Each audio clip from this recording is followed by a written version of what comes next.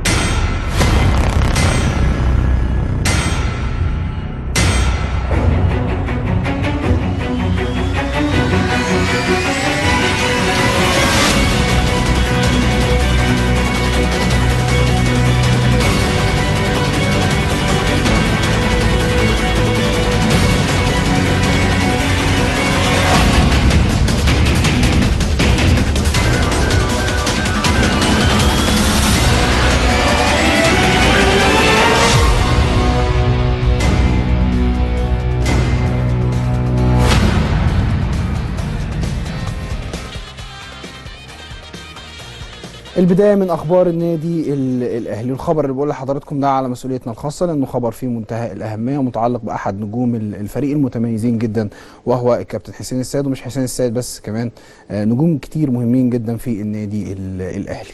مارتن يول المدير الفني للنادي الاهلي رفض طلب الكابتن عظيمه بالتعاقد مع ظهير ايسر. كابتن عظيمه خلال الفتره اللي فاتت عرض اكتر من CV، عرض اكتر من سيره ذاتيه للعيب بيشغل مركز الظهير الايسر على مارتن يول. مارتن يول الحقيقه اكد رفضه لكابتن عظيمه، وقال له انا مش محتاج ظهير ايسر، عندي صبر رحيل وعندي حسين السيد، وشاف ان هي عناصر مميزه. الامر ما توقفش عند كده، الحقيقه على ما يبدو انه التقرير اللي رفعه كابتن عظيمه لم يكن مقنعا على الاطلاق بالنسبه لمارتن يول. لو تفتكروا قلنا الخبر ده قبل كده لحضراتكم، يتاكد هذا الخبر مره ثانيه. كابتن عظيمه كان رفع تقرير لمارتن يول بالثلاثي اللي هو حسين السيد وسعد سمير وباسم علي، ولو تشوفوا هتلاقوهم خارج خالص، خارج اعتمادات الرجل في الفتره اللي فاتت. بس خليني اقول لحضراتكم مفاجاه مهمه جدا. قبل ماتش انبي الاخير بيوم، التشكيله تم اعلانها للاعيبه الفريق الاول بالنادي الاهلي، وكان فيها اسم الكابتن حسين السيد، وحسين السيد كان موجود وكان هيلعب وكان اساسي، واسمه موجود في القائمه الاساسيه او في ال11 اللي هيبتدوا المباراه. فجاه وبلا اي مقدمات، وده خبر من مصادرنا الخاصه حقيقه، خرج الكابتن حسين السيد من تشكيله نادي الاهلي او في التشكيله الاساسيه، رغم ان مارتن يول كان اتكلم معاه بشكل ايجابي جدا جدا، وكان محفزه جدا بعد مباراه الشرطه وبعد ظهوره بمستوى طيب، واتكلم معاه بشكل مباشر. ما بقاش موجود حسين السيد في تشكيله النادي الاهلي او في التشكيله الاساسيه او ال11 اللي بداوا مباراه انبي. طيب، كل ده وارد ممكن يحصل مع مجموعه من اللاعبين، وارد انه يبقى في تقرير يترفع غلط. بس خليني اقول لكم كمان انه حسين السيد من حوالي 3 ايام بالظبط كان قاعد مع احد الاشخاص، مش هنقول اسمه، وتلقى اتصال هاتفي من عضو مجلس اداره بارز بنادي الزمالك، برضه مش هنقول اسمه، وقت اللزوم نقول الاسماء. عارفين احنا بنقول لكم خبر احنا متاكدين منه بنسبه 100%، ربنا شهد علينا قبل اي حد، نقول خبر لحضراتكم متاكدين منه. وعضو مجلس الاداره بنادي الزمالك اتكلم مع كابتن حسين السيد وقال له ان احنا عايزينك تبقى موجود معانا في الموسم اللي جاي، نبقى مهتمين. حسين ما طولش حقيقه في المكالمه كتير جدا، خوفا طبعا او خشيه انه الكلام يتنقل بشكل او باخر، انما زي ما بقول لحضراتكم من مصادرنا عرفنا المعلومه. حسين السيد نادي الزمالك طالبه، دي اسمها مفاوضات شفهيه خالص، دي مش مفاوضات رسميه خالص على فكره. المفاوضات الرسميه يعني فاكس يتبعت وناس ونقعد ونتكلم وبتاع، اسمه جس نبض. فحصل جس نبض وحصل كلام من نادي الزمالك. على ما يبدو انه كابتن عظيمه، ودي معلومه برضو، في عدد كبير من اللعيبه داخل النادي الاهلي مش مرتاحين له، مش مرتاحين للتعامل معاه. عظيمه تقريبا هو مستحوذ على اهتمام الخواجه لانه هو بيكلمه الماني، وهي قصه كده ليها علاقه باللغه. كابتن اسامه عرابي بيتكلم انجليزي كويس، احيانا تخونه بعض التعبيرات. كان واخد باله في مره من المرات كده كابتن عظيمه من التعبيرات او الترجمه، نقل الترجمه فقال انا هتكلم انا مع الراجل. مارتن بيتكلم هولندي، بيتكلم انجليزي، وبيتكلم الماني. وبحكم طبعا الفتره اللي قضاها الكابتن عظيمه، وبحكم الثقه اللي هو واخدها بشكل كبير جدا الحقيقه من الكابتن عبد العزيز عبد الشافي، الراجل موجود مع الفريق الاول بالنادي الاهلي. وبالتالي هو اقنع مارتن يول بنفسه، يعني عرف يقدم نفسه كويس. احنا بنقولها كده بالبلدي، عرف يقدم نفسه كويس لمارتن يول. فالراجل بيتكلم معاه بالالماني، وعارف يتواصل معاه، وعارف يبقى هو رقم واحد بالنسبه له في التعب. كابتن عظيمه الحقيقه عدد كبير من اللاعبين، ما بقول لحضراتكم معلومه يبقى احنا سالنا فيها عدد كبير من اللاعبين عشان برضو نبقى ايه قدام حضراتكم كده، مش مرتاحين في التعامل مع الكابتن عظيمه. ويمكن جزء كبير من الباور اللي واخده او من القوه اللي واخدها او من وجوده جوه النادي الاهلي هو واخده من كابتن الكبير كابتن زيزو، كابتن عبد العزيز عبد الشافي. واحد طبعا من الشخصيات المحترمه جدا جدا، واللي شايف فيه الكابتن يعني عظيمه امتداد له في الفتره الاخيره، او بيثق فيه بشكل كبير، والا ما كانش طلعه من البراعم. وده كان دي نقطه مثار استغراب ناس كتير جدا جدا، طلعه من البراعم على طول للفريق الاول بالنادي الاهلي. ده ما يتعلق باخر اخبار معسكر النادي الاهلي. وجوه بقى معسكر النادي الاهلي وجوه الاخبار بتاعت النادي الاهلي دي، خلينا اقول لكم برضو انه باسم علي بيمر بحاله نفسيه سيئه، لانه هو عايز يلعب وعايز يشارك، بس حظ باسم يمكن شويه اسوأ، لانه احمد فتحي فايق ومحمد هاني فايق والدنيا ماشيه كويس، يعني الدنيا ماشيه كويس في الناحيه اللي هو بيلعب فيها. انما حسين السيد الحقيقه بعد ما اتحط في التشكيله بتاعت امبي خرجوا تاني مارتن يول، وعلى ما يبدو انه كان بايعاز من الكابتن عظيم. نروح لاخبار نادي الزمالك. والزمالك بيلغي مرانه الاول في بجايه. النادي الزمالك كان وصل بسلامه الله الى بجايه في الجزائر، وكل تمنياتنا بالتوفيق ان شاء الله باذن الله لنادي الزمالك. وصول كان في استقبال البعثه المهندس هاني زاد، وطبعا كان جاي الاستاذ رحابه برجيله مع بعثه نادي الزمالك. اهو قدام حضراتكم فيديو لوصول بعثه نادي الزمالك. واضطر الجهاز الفني بقياده الاسكتلندي اليكس ماكليش الغاء مران الفريق الاول بمدينه بجايه الجزائريه قبل مواجهه الفريق في اياب دور ال 16 في ابطال افريقيا. كانوا وصلت بعثه نادي الزمالك ظهر النهارده، ظهر اليوم اهو زي ما حضراتكم شايفين قدامكم على الشاشه. حماده طلبه، وكان ديودار في الصوره، ايمن حفني، استاذ رحابه برجيله، كهربا. الفيديو اللي قدام حضراتكم ده خاص بينا هنا في السوبر. كهربا هو بيعمل مكالمه هاتفيه المدير الفني اليكس ماكليش، ومعاه مجموعه اللاعبين بالكامل، ديودار وحمودي وعادل جمعه ومايوكا، كل بعثه نادي الزمالك. شيكابالا طبعا بكل تاكيد النجم المحبوب. كلهم كانوا موجودين النهارده في الجزائر. مش متبقي غير اللفته الحلوه، واللفته الحلوه بالنسبه لنا هو مكسب نادي الزمالك. يقدر ماتش صعب ما فيهاش اختلاف، يعني مش هنعرف بقى نجادل ولا هنعرف نقول مثلا الماتش سهل، لا ماتش صعب. كسبان نادي الزمالك 2-0 هنا، كسبان نادي الزمالك 2-0 هنا.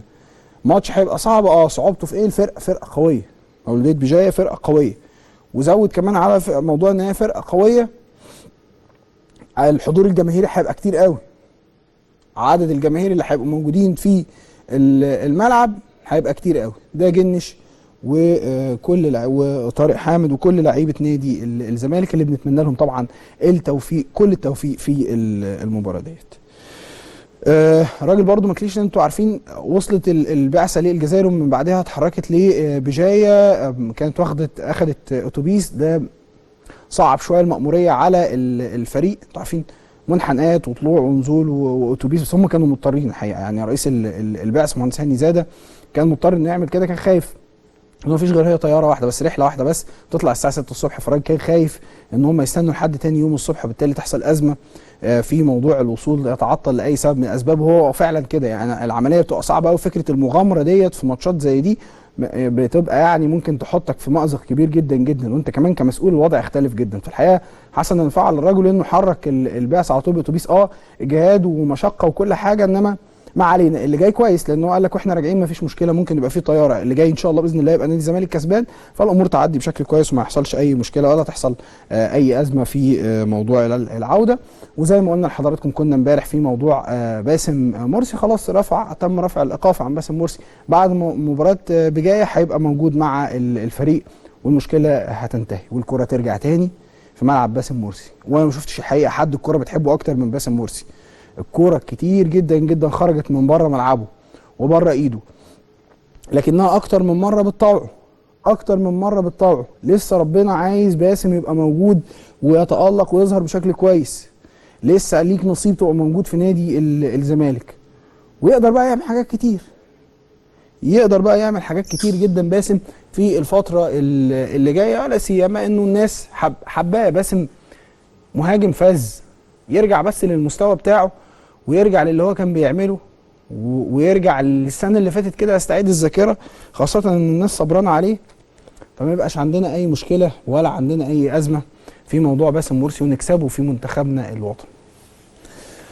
طيب بمناسبه منتخبنا الوطني، دلوقتي الشغل الشاغل بتاعنا هو ماتش ملاوي، وماتش ملاوي ده بقى الكلام كتير فيه كتير، انما في تحذيرات واضحه وصريحه من كل الناس اللي بتشتغل على التصنيف. يا جماعه خدوا بالكم، ماتش ملاوي ممكن يخسرنا التصنيف الاول بتاعنا، وحكينا الحكايه ونحكيها تاني، ما عندناش مشكله. ملاوي اقل مننا في التصنيف، الخساره منها الفوز مش هيرفعنا كتير، ممكن يقللنا في الوقت اللي انت فيه. عندك تونس ممكن تلعب ماتشات مهمه او ما تلعبش، انت محتاج تلعب مع فرق قويه، الاتجاه ممكن يبقى لاحد الفرق الاوروبيه، لاحد المنتخبات الاوروبيه، وده يفرق كتير جدا ان شاء الله باذن الله مع منتخبنا الوطني. لا احنا عندنا شك في الجهاز الفني لمنتخب مصر، ولا احنا عندنا شك في الاتحاد المصري لكره القدم، لان مفيش حد هيمشي عكس الاتجاه، ومفيش حد عايز يخسر ولا يخسر نفسه ولا يخسر بلده. خلينا ما نزايدش على بعض، خلينا دايما نقول انه في غياب للمعلومه، ممكن ما نبقاش عارفين، اما واننا عرفنا لك ايه، عرفت فالزم، خلاص ما كنتش تعرف، دلوقتي اديك انت عارف، ودلوقتي اديك انت قدامك معلومه، ومعلومه صادقه جدا جدا قدامك، انه ماتش ملاوي ده ممكن يعمل لك ازمه في التصنيف. انما بخلاف موضوع التصنيف، ملاوي كمان ارسلت لي الفيفا، ودي نقطه الحقيقه برضو من النقاط الغريبه شويه، انه ملاوي ارسلت لي الفيفا قالت لهم ان احنا هنلاعب مصر. المؤكد لحد اللحظه اللي بكلم فيها حضراتكم دي مفيش عقد تم توقيعه ما بين مصر وبين ملاوي، لحد اللحظه اللي بكلم فيها حضراتكم دي المباراه وديه تجمع ما بين المنتخبين، منتخب مصر ومنتخب ملاوي، لحد دلوقتي ده ما حصلش. وطالما ده ما حصلش، طالما ما فيش توقيع عقود، يبقى بالنسبه لنا المباراه حتى الان لسه مش صحيحه. طبعا الاستعدادات بالنسبه للمباراه ديت المفروض ان هي هتبقى، انتوا عارفين مصر المفروض هتلاعب ملاوي يوم 30 مايو استعدادا لتنزانيا 4 يونيو. قلنا انه ماتش تنزانيا ده ما هوش ماتش سهل خالص، ولا احنا هنستهين بيه، ولا هيبقى بالنسبه لنا انه مباراه كده ونروح بقى نشكل بقى، لا احنا رايحين نكسب ان شاء الله باذن الله، ما عندناش جدال في ده على الاطلاق. المهندس ايهاب الهيطه اللي هو عضو مجلس اداره الاتحاد المصري لكره القدم بتاعه ومدير منتخبنا الوطني، سافر تنزانيا من فتره وعمل تقرير مهم جدا جدا، وده شيء كويس شيء حميد الحقيقه. لما بنشوف حاجه ايجابيه نتكلم بايجابيه شديده، ولما نشوف انه في عندنا مشكله او عندنا ازمه ليها علاقه بالمنتخب هنقول وهنتكلم، وده بيحصل كتير جدا يمكن حضراتكم بتشوفوا. عمل تقرير عن الملاعب وعمل تقرير عن الفنادق وكل الامور، قال انه الملعب كويس جدا، وقال انه كمان الفندق كويس جدا، وقال ان دول نفس الملعب ونفس الفندق اللي لعب اللي كان موجود فيهم اللي نزل عليهم النادي الاهلي الفندق، والملعب اللي لعب فيه النادي الاهلي مباراه يانج افريكانز، ونفس فندق الاقامه. ده فيما يتعلق بمنتخبنا الوطني. اخبار كتير كانت في الفتره اللي فاتت على النادي الاهلي، هل هيلعب مباراه وديه قويه فعلا ولا لا؟ خليني اقول لحضراتكم انه في ترتيبات على قدم وساق بتحدث في النادي الاهلي.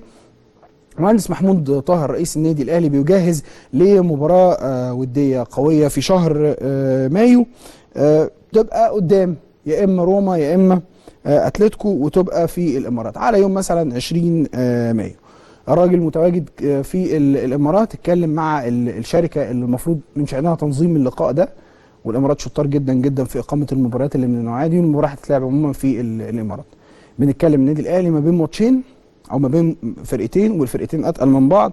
الاولانيه روما يهمنا جدا فيها محمد صلاح، والثانيه اتلتيكو مدريد، وحاجه طبعا عظيمه في كره القدم. النهارده ربنا يسامحهم نكدوا علينا بتوع برشلونه. كابتن ابراهيم حسن وكابتن حسن مصطفى الاثنين حصلوا على رخصه التدريب الدوليه النهارده من الاتحاد الافريقي لكره القدم. الرخصه دي اقيمت خلال الاسبوع ده في محافظه بورسعيد. اهو قدام حضراتكم على الشاشه كابتن ابراهيم حسن وكابتن حسن مصطفى. بعد فاصل سريع اخبارنا العالميه، نقف ونشوف برشلونه عملت فينا ايه النهارده. يلا بينا.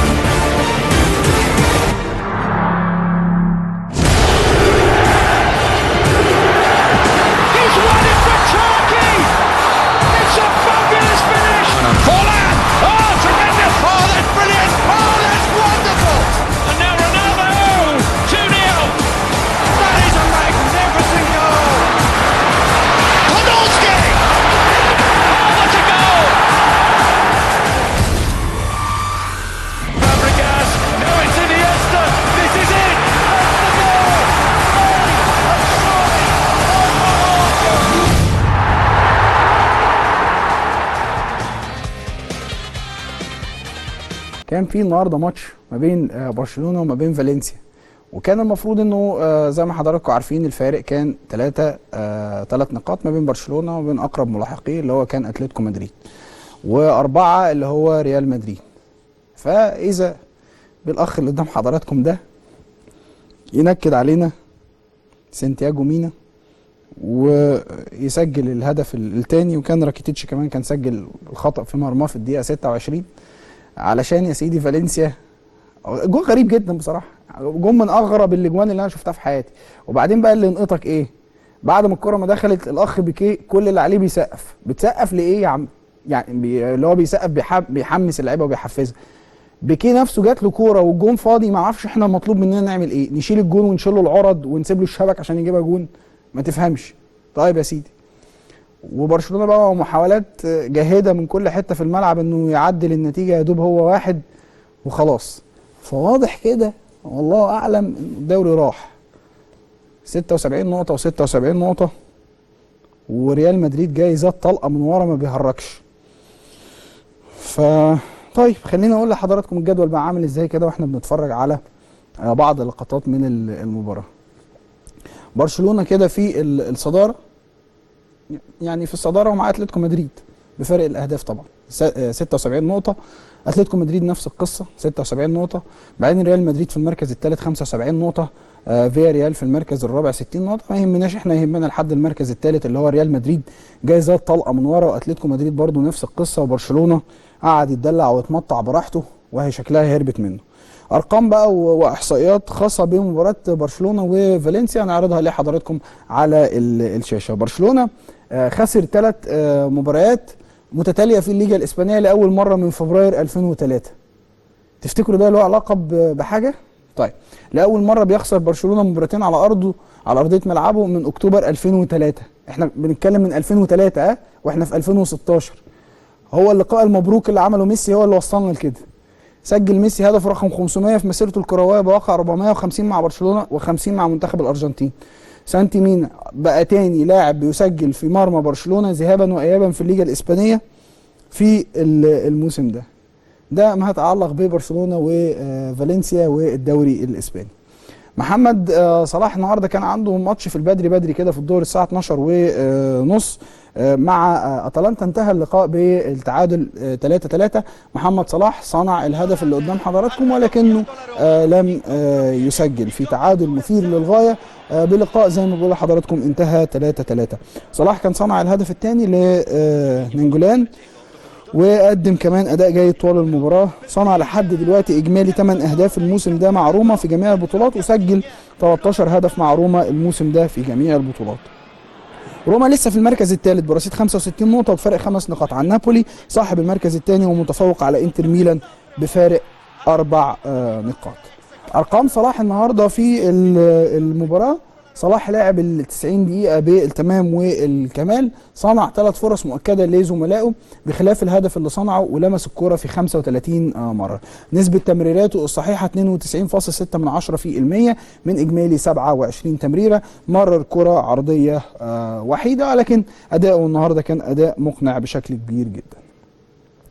الجماهير هجمت ايدن ديسكو بشكل كبير النهارده بعد فرصته الغريبه امام اتلانتا. طبعا احنا بنتكلم على جماهير روما، وشنت الحقيقه حمله كبيره جدا، او يعني حمله من الانتقادات انجاز التعبير على الفرصه اللي اهدرها الرجل. اهي امام حضراتكم، خلاص جون فاضي في السماء.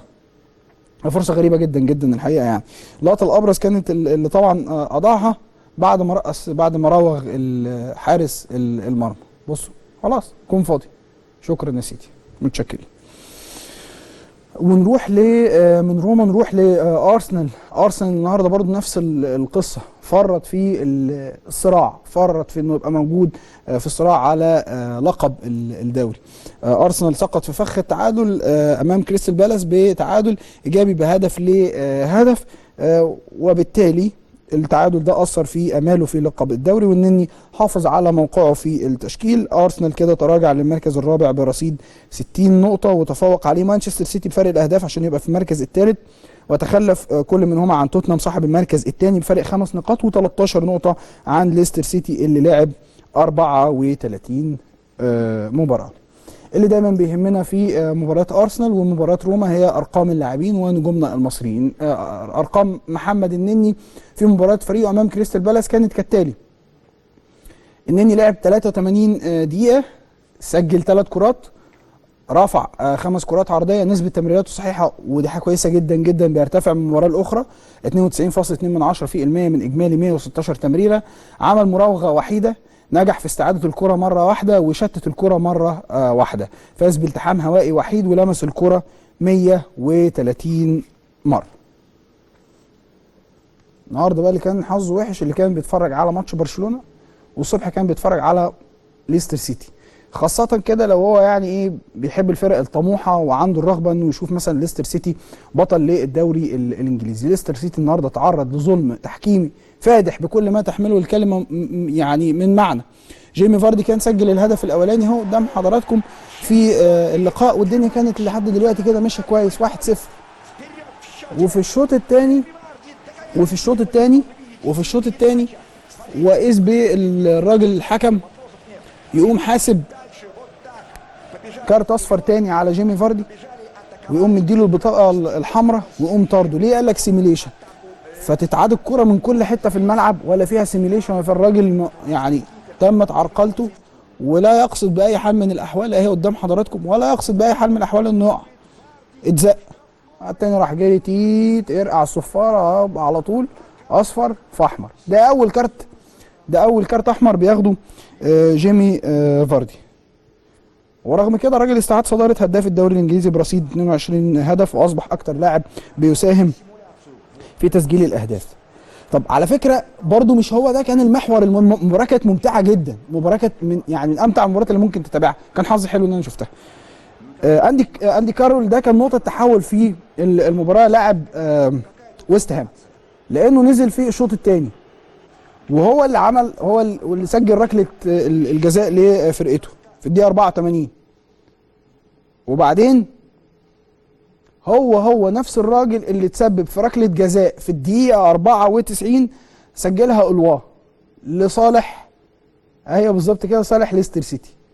وكان ممتع جدا في اللقاء، رغم انه حكم المباراه تغاضى عن ركله جزاء صحيحه، تغاضى عن ركله جزاء صحيحه هو قدامه، مش موجوده معانا، بس هي قدامه ركله جزاء، الراجل قدامه زي ما انا قدام الكاميرا كده، والامور كاشفه، مفيش اي حاجب، مفيش اي حاجز، واضحه وصريحه.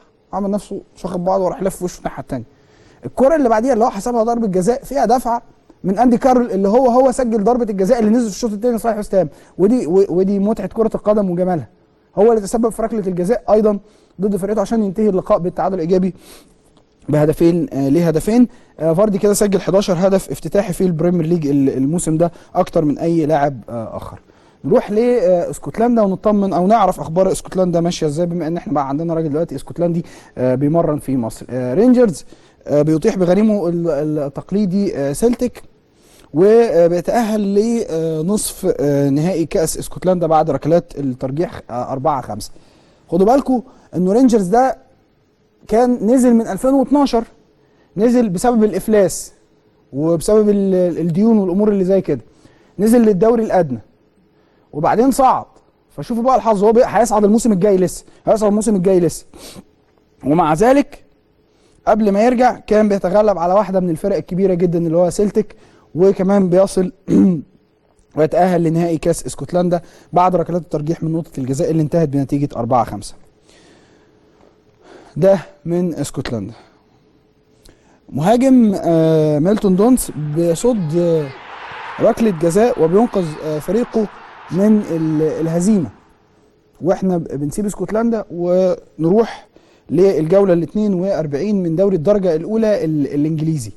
وده واحد برضو من جمال ومتعة كرة القدم، زي ما بنقول لحضراتكم كده، مش بس في الدوري الإنجليزي الممتاز، كمان في الدوري الأدنى في الشامبيونشيب. أهو أمام حضراتكم التصدي المتميز للحارس، حارس فريق ميلتون دونز، تعرض للطرد في الدقيقة 81 واحتسب ركلة جزاء لفريق بريستون نورث، علما بان فريق ميلتون دونز كان اجرى تغييراته الثلاثه من مضطر مهاجم الفريق ميلتون دونز في الوقوف كحارس مرمى وصد ركله الجزاء اللي حضراتكم شايفينها. ولا احسن حارس مرمى اهو اللي انتم شايفينه ده، مهاجم ما هواش حارس مرمى، وشال ضربه جزاء.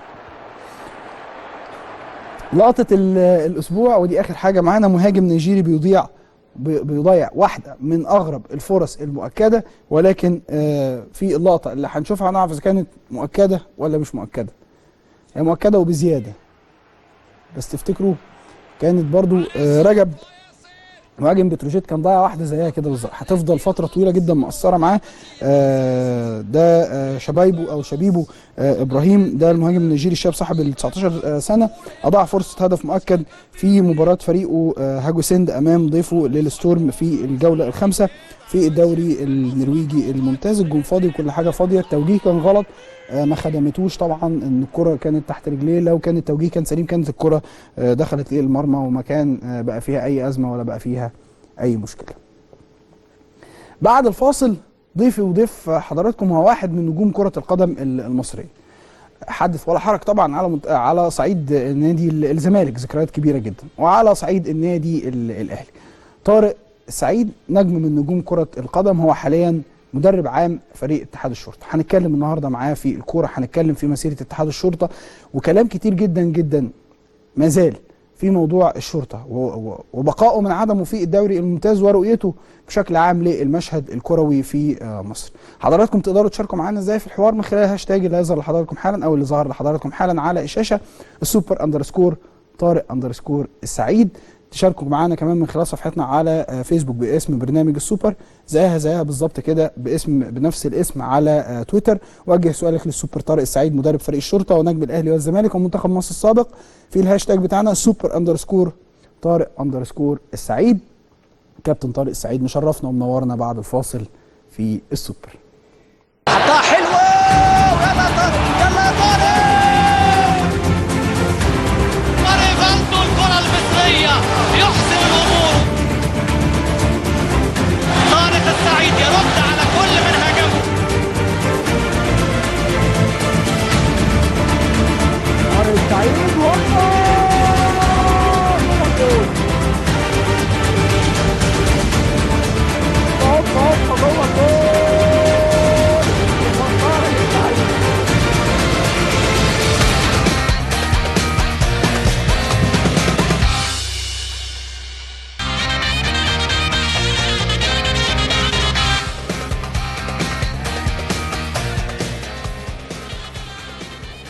أجدد الترحيب بحضراتكم في الجزء الثاني من السوبر.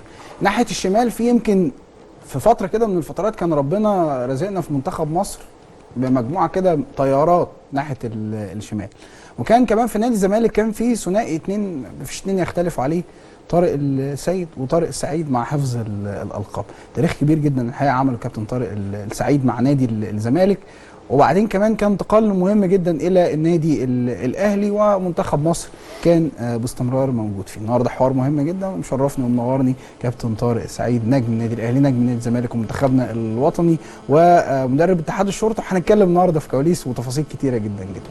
اهلا وسهلا بك يا ابو الكباتن، وحشني جدا جدا والله. ربنا يخليك، انا اتشرف طبعا اكون موجود معاك، وببارك لك على البرنامج المحترم. ربنا يخليك، ما شاء الله الديكوريشن حاجه تفرح يعني. ربنا يخليك، والناس كلها بتتابعك بصراحه في الفتره الاخيره، ومزيد متالق في الفتره اللي جايه ان شاء الله. ربنا يكرمك ان شاء الله. مشرفنا ومنورنا، والنهارده عندنا حاجات كتير جدا جدا هنتكلم فيها. انا تحت امرك في كل اللي انت عاوزه ان شاء الله، وفي الدوري وفي كل حاجه. تحت امرك ان شاء الله بخير. السوبر كابتن طارق السعيد مشرفنا ومنورنا في السوبر.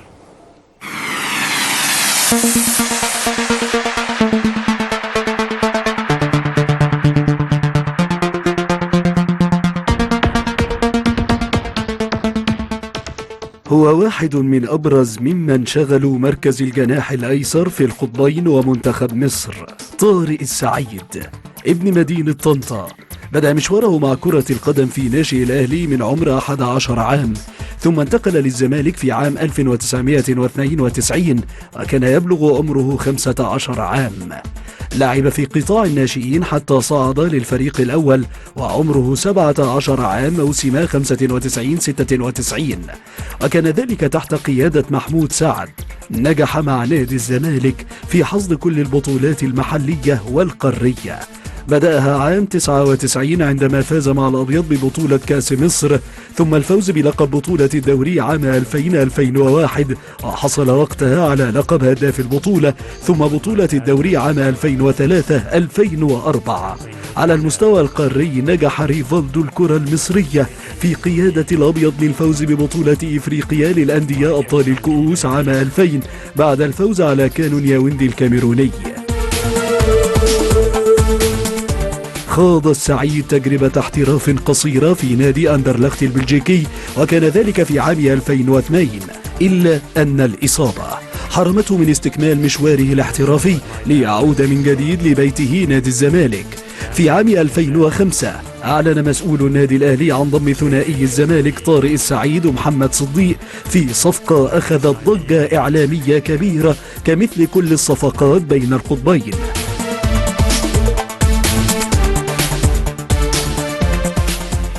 مع الأهلي نجح طارق السعيد أيضا في حصد كل الألقاب المحلية والقارية على الرغم من قصر المدة التي قضاها الجناح الطائر في القلعة الحمراء، إلا أنه فاز مع الأحمر بالدوري والكأس والبطولة الإفريقية، ومثل الأهلي في كأس العالم للأندية عام 2006. في مطلع عام 2008 اتخذ طارق السعيد قراره بالاعتزال بعد أن داهمته الإصابة في الركبة مجددا، ليقف القدر أمام استكمال النجم الكبير لمشواره في المستطيل الأخضر.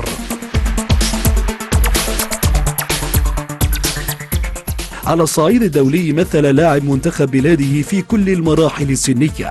لعب مع المنتخب الأول تحت قيادة حلمي طولان عام 99 في تصفيات دورة الألعاب الأولمبية بسيدني عام 2000. ضمه الجنرال محمود الجوهري لتشكيلة منتخب مصر في تصفيات كأس العالم 2002 وشارك أساسيا في معظم المباريات. عقب اعتزال طارق السعيد عمل مدربا مساعدا في جهاز العميد حسام حسن لأندية المصرية للاتصالات مصر المقاصة، ثم عمل مدربا للمنتخب الأولمبي تحت قيادة هاني رمزي، وشارك في صعود الفراعنة للأولمبياد عام 2012. قدم منتخب مصر مردودا جيدا في البطولة والتي أقيمت في لندن ليعود للعمل من جديد مع رمزي في أندية إمبي ومؤخرا اتحاد الشرطة. عن مشواره وما تضمنه من كواليس لا يعرفها أحد، ومشروعاته المستقبلية، وتحليله لمشاركات الفرق المصرية في البطولات الإفريقية، وطريق الفراعنة إلى مونديال 2018، يتحدث ريفالدو الكرة المصرية في السوبر مع إبراهيم فايق.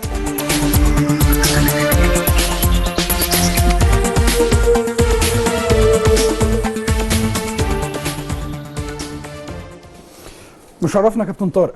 ربنا يخليك يا ايمن، انا بشكرك طبعا على المقدمه الجميله دي المحترمه، وبشكر الاعداد طبعا. والله في حاجات مش عندي يعني، نفسي اشوفها. في حاجات مش عندك خلاص، يعني الحلقه اهي موجوده يا اهي خلاص. ريت يعني. بشكركم جدا طبعا، وقلت لحضرتك في البدايه انا اتشرف ان اكون موجود معاك النهارده. ده احنا اللي بنشكرك. طيب خلينا نبتدي معاك يعني من اتحاد الشرطه. المهمه صعبه قوي، وبعدين انتوا اسماء كبيره في كره القدم، حضرتك والكابتن هاني رمزي ومجموعه العمل بالكامل في فريق اتحاد الشرطه. لافت للنظر شويه بالنسبه لي على الاقل يعني، انه تقبلوا ان انتوا تمسكوا فرقه تقريبا هي كانت تقريبا هابطه، ظروفها صعبه جدا، جه عليها اكتر من مدير فني، كابتن خالد عماشي يمكن 5 ماتشات، كابتن فتحي مبروك، فرقه كانت نتائجها سيئه جدا جدا الحقيقه. والله ما عشان انت موجود ولا عشان خاطر الكابتن هاني رمزي هو المدير الفني، بس من ساعه ما انتوا ما جيتوا الفرقه ليها شكل وليها شخصيه وعملت ماتشات حلوه ونتائجها اتحسنت، بس مش بتشوف معايا انه دي مجازفه على اسمكم وعلى تاريخكم، هيتقال انه انتوا مسكتوا فرقه ونزلت منكم؟ تعالى نتفق على شيء يا ابو خليل، ان طبعا زي ما حضرتك قلت في البدايه اللي هي المهمه صعبه، قلت ان انت بتجازف باسمك وبتجازف بحاجات كتير، لكن في مؤسستين صعب تقول لهم لا، سواء مؤسسه الجيش او مؤسسه الشرطه. دي في البدايه. ثانيا المدير الفني او المدرب اللي عايز يكون كويس، ما ينفعش ان ناخد فرقه كويسه وبس وما اعملش معاها حاجه او اخليها على نفس المستوى. خلاص ما هم لعيبه كويسين، هيبقى ايه الجديد؟ لكن لما تكون مع فرقه سواء على المستوى الفني او سواء على شكلهم في الجدول مذبذبين او مش ماشيين بشكل مش كويس، فانت هو ده الفرق، ان المدرب يعمل حاجه مع الفريق. وهو ده كان طموحنا وما زال طموحنا، واعتقد ان هو طموحنا مشروع ان شاء الله باذن الله. ولسه بدري على الدوري، انا شايف ان 10 مباريات القادمه، شايف ان لسه بدري. ما ينفعش ان احنا نرمي الفوطه بدري. كان في تعثر من بدايه الموسم زي ما حضرتك قلت، بدايه من الكابتن خالد القماش ثم الكابتن فتحي مبروك، وبعد كده احنا تولينا المهمه الكابتن هاني رمزي وانا والكابتن وائل الاباني، الكابتن عصام عبد العظيم مدرب حراس المرمى. لكن اللي خلانا برضو ناخد التجربه دي بالذات مجموعه اللعيبه المحترمه اللي موجوده. يعني احنا بصينا على مجموعه اللعيبه اللي موجوده، اسماء محترمه، لعيبه ليها باع في الدوري المصري، ليهم خبرات في الدوري المصري. مش هو ده مركزهم. انت واخدهم والنتائج وحشه، ما انت واخدهم مش هم مختلف. مخلصين. عارف يا كابتن، مثلا لو كنت واخد بعد الكابتن خالد القماش كنت اقول لك ماشي، كانت الدنيا تبقى مجموعه اللعيبه موجودين، خامه كويسه برضه صدقا للامانه، ما هماش اعظم حاجه لان الفرقه اتاخد منها النجوم بتاعتها، تمام، لكنهم مجموعه خبرات ولاعيبه بتشتغل عليهم تطلع منهم حاجه كويسه. بص يا ابراهيم، احنا بنجتهد وبنشتغل، واللعيبه بصراحه يعني ماشيين معانا بشكل كويس وبيحاولوا بيجتهدوا، لكن هي لسه عامل التوفيق يعني لسه ما كانش معانا شويه. نتمنى الفتره اللي جايه نكون افضل، نتمنى النتائج تتحسن. في فرق ما بيننا وما بين اقرب الفرق لينا اللي هي المقاولون العرب 8 نقاط، لكن انا شايف 8 نقط في بطوله الدوري بتاعنا او في كرة القدم بشكل عام. واكبر دليل برشلونة فرق 7 نقط، او كان هيبقى فرق 10 نقط، والنهارده خلاص مفيش فرق. وانا شايف ان انت زعلان قوي، وانا شايف انت زعلان قوي، لكن انا شايف برشلونة النهارده خلاص تعادل مع اتلتيكو مدريد في النقاط، بقى فرق ما بينه وما بين ريال مدريد نقطة واحدة، ولسه فاضل 5 اسابيع. فاعتقد الامور بقت صعبه. شايف 10 اسابيع كتير. المباريات اللي جايه عندنا ما تقبلش الاسم على 2 او على الاقل. اكيد بتذاكروها ورقه وقلم. طبعا اكيد. يعني اول مباراه عندنا ان شاء الله اسوان يوم الخميس ان شاء الله. خد بالك اللي جنبك ده بياخد منك وانت بتاخد منه. يعني انا دايما، بس انا ده احنا دايما بناخد من كل المباريات اللي بناخدها من انبي. يعني الفرق اللي انبي بتلعبها احنا بناخد من انبي على طول. بناخد مباراه على طول. اول مباراه ان شاء الله اسوان، ثاني مباراه الانتاج الحربي، ثالث مباراه هتبقى المقاولين، الرابعه اللي بعديها هتبقى المقاولين. دي تفرق معاكم كتير طبعا. المباراه دي ب6 نقط طبعا، ويفرق اللي تحتك او على الاقل تقرب منه، او على الاقل تقرب منه. مفيش شك ان مباراه اسوان، وانا مبسوط ان احنا نلعب قبل المقاولين المره دي. كل مره ما بنلعب بعد نادي المقاولين بيبقى في ضغط اكتر على اللعيبه، بيبقى في توتر على اللعيبه، لكن المره دي انا شايف ان احنا الحمد لله هنلعب قبلهم. اتمنى ان مباراه اسوان دي تكون البدايه الحقيقيه او الانطلاقه لفريق اتحاد الشرطه، ان هو لو عاوز يقعد واللعيبه عايزه تقعد والاداره يكون عندها. بصراحه الاداره في الفتره الاخيره لما جم قعدوا مع الكابتن هاني قالوا احنا كان في اخطاء في البدايه، عايزين نتدارك كل الاخطاء دي ونحاول بشتى الطرق ان احنا ان شاء الله نقعد في الدوري. اللعيبه تعهدنا واتكلمنا واشتغلنا، وزي ما قلت لك اللعيبه بتجتهد وبتحاول. يمكن عامل التوفيق لسه مش موجود شويه، وانت قلت كلمه الحمد لله بشهادتك وبشهاده كل الناس ان الفرقه بقى ليها شكل، دي اول حاجه. لكن عايز اقول لك على حاجه، ده مش كلامي من بره، ده كلام اللعيبه بتاعتكم من جوه. الحمد لله يعني على فكره، وده بيفرق، لانه انت عارف كلها، انا عارف كلها دايره ومقفوله، دايره مقفوله بصراحه. يعني اللعيبه مع كلهم اصحابنا وبنتكلم معاهم، هي دايره مقفوله.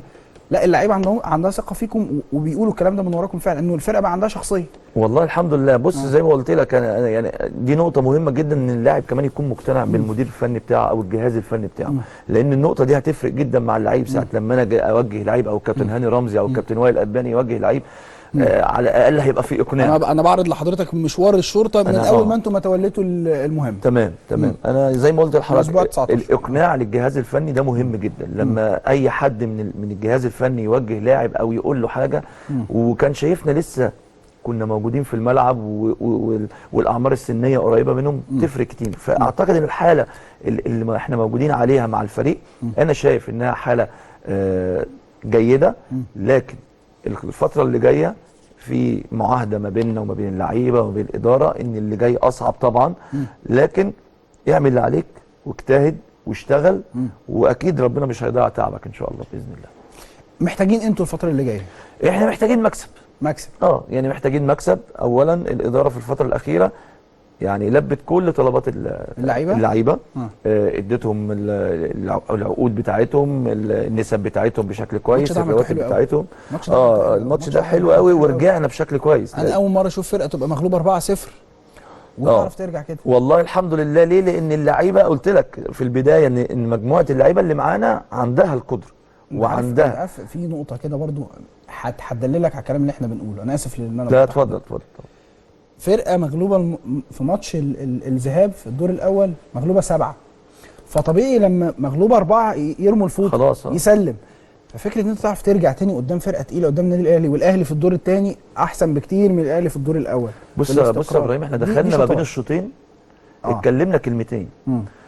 قلنا تحب ان انت تكرر مأساة الدور الثاني، الدور الاولاني سوري، تحب تكرر المأساة ديت بدل ما يبقى 4 يبقوا 5 و6 و7، ولا تحب ان انت يبقى منظرك كويس، اول حاجه ما يدخلش فينا جون، ويبقى منظمين، والهجمه اللي تجينا على المرمى لازم نخلصها بشكل كويس. واستغلناها بشكل كويس. واعتقد التغييرات برده كان ليها دور. دخلتوا الشوط الاولاني، الشوط الاولاني كان منتهي 4-1 جبتوا جون في قبل، واول 10 دقائق جبنا جونين، بقت 4-3. ولو حلو بعد كده بقى ماتش المباراه في ضربه جزاء لينا. انا طبعا ما بعلقش على الحكام طبعا، اليوم زي ما هم بشر زينا، احنا بنخطئ وهم بيخطئوا. لكن لو كان في محالفنا التوفيق في المباراه ديت واتحسبت ضربه الجزاء بتاعت بسيوني دي، اعتقد 4-4 كانت المباراه قربت، وتوتر لعيبه النادي الاهلي ان هم على المكسب كانت ممكن تحطنا في شكل افضل. لكن مفيش شك خبرات لعيبه النادي الاهلي وقدراتهم الفنيه والفرديه فرقت كتير جدا. والتوتر بتاع لعيبتنا ان هم خايفين على النقطه ونفسهم ان هم يقربوا، برضه بتبقى عليها عامل كبير جدا. لكن في النهايه انا شايف ان احنا ماشيين بشكل كويس. على الاقل في التدريبات اشتغلنا الاسبوع اللي فات بدني وفني بشكل كويس. مبارياتنا اتاجلت، كانت المفروض يوم الخميس اتاجلت ليوم الجمعه. نتمنى ان شاء الله تكون بدايه حقيقيه لينا. وزي ما قلت لك المباريات اللي جايه، انا مش عايز اقول احنا لعبنا الصعب، لان مباريات الدوري كلها صعبه، مفيش حاجه سهله، مفيش مباراه سهله طبعا. لكن على الورقه والقلم قدام الناس على الاقل ان احنا لعبنا المباريات، او نفسيا ما بين اللعيبه ونفسها. خلي بالك ده يا ابراهيم تبقى مهمه قوي، ان اللاعب يبقى حاسس ده لعبت النادي الاهلي مباراه قويه، لعبت انبي فريق كبير، لعبت المقصه فرقه كبيره، لعبت المصري احسن فرقه في الدوري الموسم دوت. فلعبنا معظم الفرق القويه اللي كانت بتنافس بشكل قوي على البطوله. فيبقى انت المباريات اللي جايه اسوان يوم الجمعه على فكره، بعد التاجيل بقى يوم الجمعه. بقى يوم الجمعه ان شاء الله الساعه 7:30. نتمنى تكون دي البدايه الحقيقيه لينا. نتمنى ان شاء الله فريق اسوان فريق محترم مع مدير فني مجتهد جدا، وانا برفع له كل القبعات، وكل الناس اتكلمت على الكابتن عماد النحاس بشكل كويس، لانه فعلا يستحق الاشاده باقل الامكانيات ومجموعه لعيبه. هم طبعا عندهم خبرات في الدوري، لكن بعض الناس ان هم قالوا لا ده لعيبه بطلت ولعيبه ما تقدرش انها تكمل. انا شايف ان هو عامل نتائج كويسه جدا في ظل الامكانيات القليله لنادي اسوان. فاعتقد المباراه تبقى قويه. طبعا اسوان برضو عاوز يخرج من دوامه ان ممكن يخش رجله، ان ممكن ينزل او ممكن يقعد. فاعتقد المباراه تبقى حماسيه من الدرجه الاولى، لكن احنا الرغبه المفروض عندنا اكتر، احنا عايزين اكتر منهم ان شاء الله. هو انتوا مين يعني بخلاف ان هو في الجدول اقرب لكم حد المقاولين 24 المقاولين بتلعبوا على المقاولين ولا بتلعبوا على بص انت بتلعب على المقاولين والاتحاد وطلائع الجيش واسوان. خلاص يبقى احنا بنتكلم لحد المركز ال 13، لان 10 ماتشات في الكوره كتير كتير طبعا. 10 ماتشات ب 30 نقطه 30 نقطه يا عالم. في يعني مثلا هنقول مثلا الاتحاد السكندري قعد 8 مباريات ما يكسبش. 8 مباريات ما يكسبش وكسب ماتشين، خلاص بقى فين؟ فرق معاه. فانت لو كسبت ماتشين هتنط نطه كويسه جدا. فنتمنى ان شاء الله ان البدايه تكون من يوم الجمعه ان شاء الله. بصينا على ماتشات المقاولين برضه، هيلاعب مين وكده؟ اكيد طبعا المقاولين عنده المقصه، ماتش صعب، تبقى مباراه صعبه، خصوصا المقصه كمان اتغلب المباراه الاخيره، تبقى مباراه صعبه جدا على المقاولين. وزي ما قلت لك وبعدين عنده انبي، مباراه برضو صعبه في وقت الورقه والقلم ده وقت الورقه والقلم، نمسك الورقه والقلم. ما هو ده اللي لازم نعمله، ما هو ده اللي لازم نعمله الفتره ديت. وان شاء الله هم طبعا اكيد بيجتهدوا مع كابتن محمد عوده، لكن ده حق مشروع لينا، نتمنى ربنا يوفقنا ان شاء الله. انت ما عندكش زمالك؟ عندنا الزمالك بس، عندنا الزمالك والاسماعيلي كفرق كبيره. وعندك زمالك في الكاس على فكره كمان. عندنا الزمالك الخميس اللي بعده في الكاس ان شاء الله، في الدور 16 يوم 28 ان شاء الله. انت هتقابل الزمالك مرتين؟ الخميس انا قابله مرتين، مره في الكاس ومره في الدوري ان شاء الله الدوري ان شاء الله. وعندك الاسماعيلي، وعندنا الاسماعيلي على ملعبنا. طيب. احنا الماتشات اللي على ملعبنا 5 مباريات، ماتشين مجهدين بالنسبه لكم. طبعا ما فيش شك طبعا، وزي ما قلت لك يا ابراهيم صدقني كل الماتشات مجهده، كل الماتشات هتبقى قويه، كل الماتشات كل فرقه خايفه عن نقطه والنقطتين، كل فريق بيسعى ان هو ياخد 3 نقاط، لكن في النهايه اللي عنده رغبه اكتر وعنده اصرار اكتر واللي اشتغل اكتر ربنا هيديله ان شاء الله في النهايه. ايه اللي خلاك تمرن في دوري الدرجه الثانيه في جمهوريه شبين؟ تجربه كنت عايز اخدها عشان خلاص يعني انا كنت حاطط لنفسي بصراحه ابو خليل يعني فتره لغايه سن 40 وعايز ابقى يعني الرجل الاول بصراحه او تبقى مدير فني.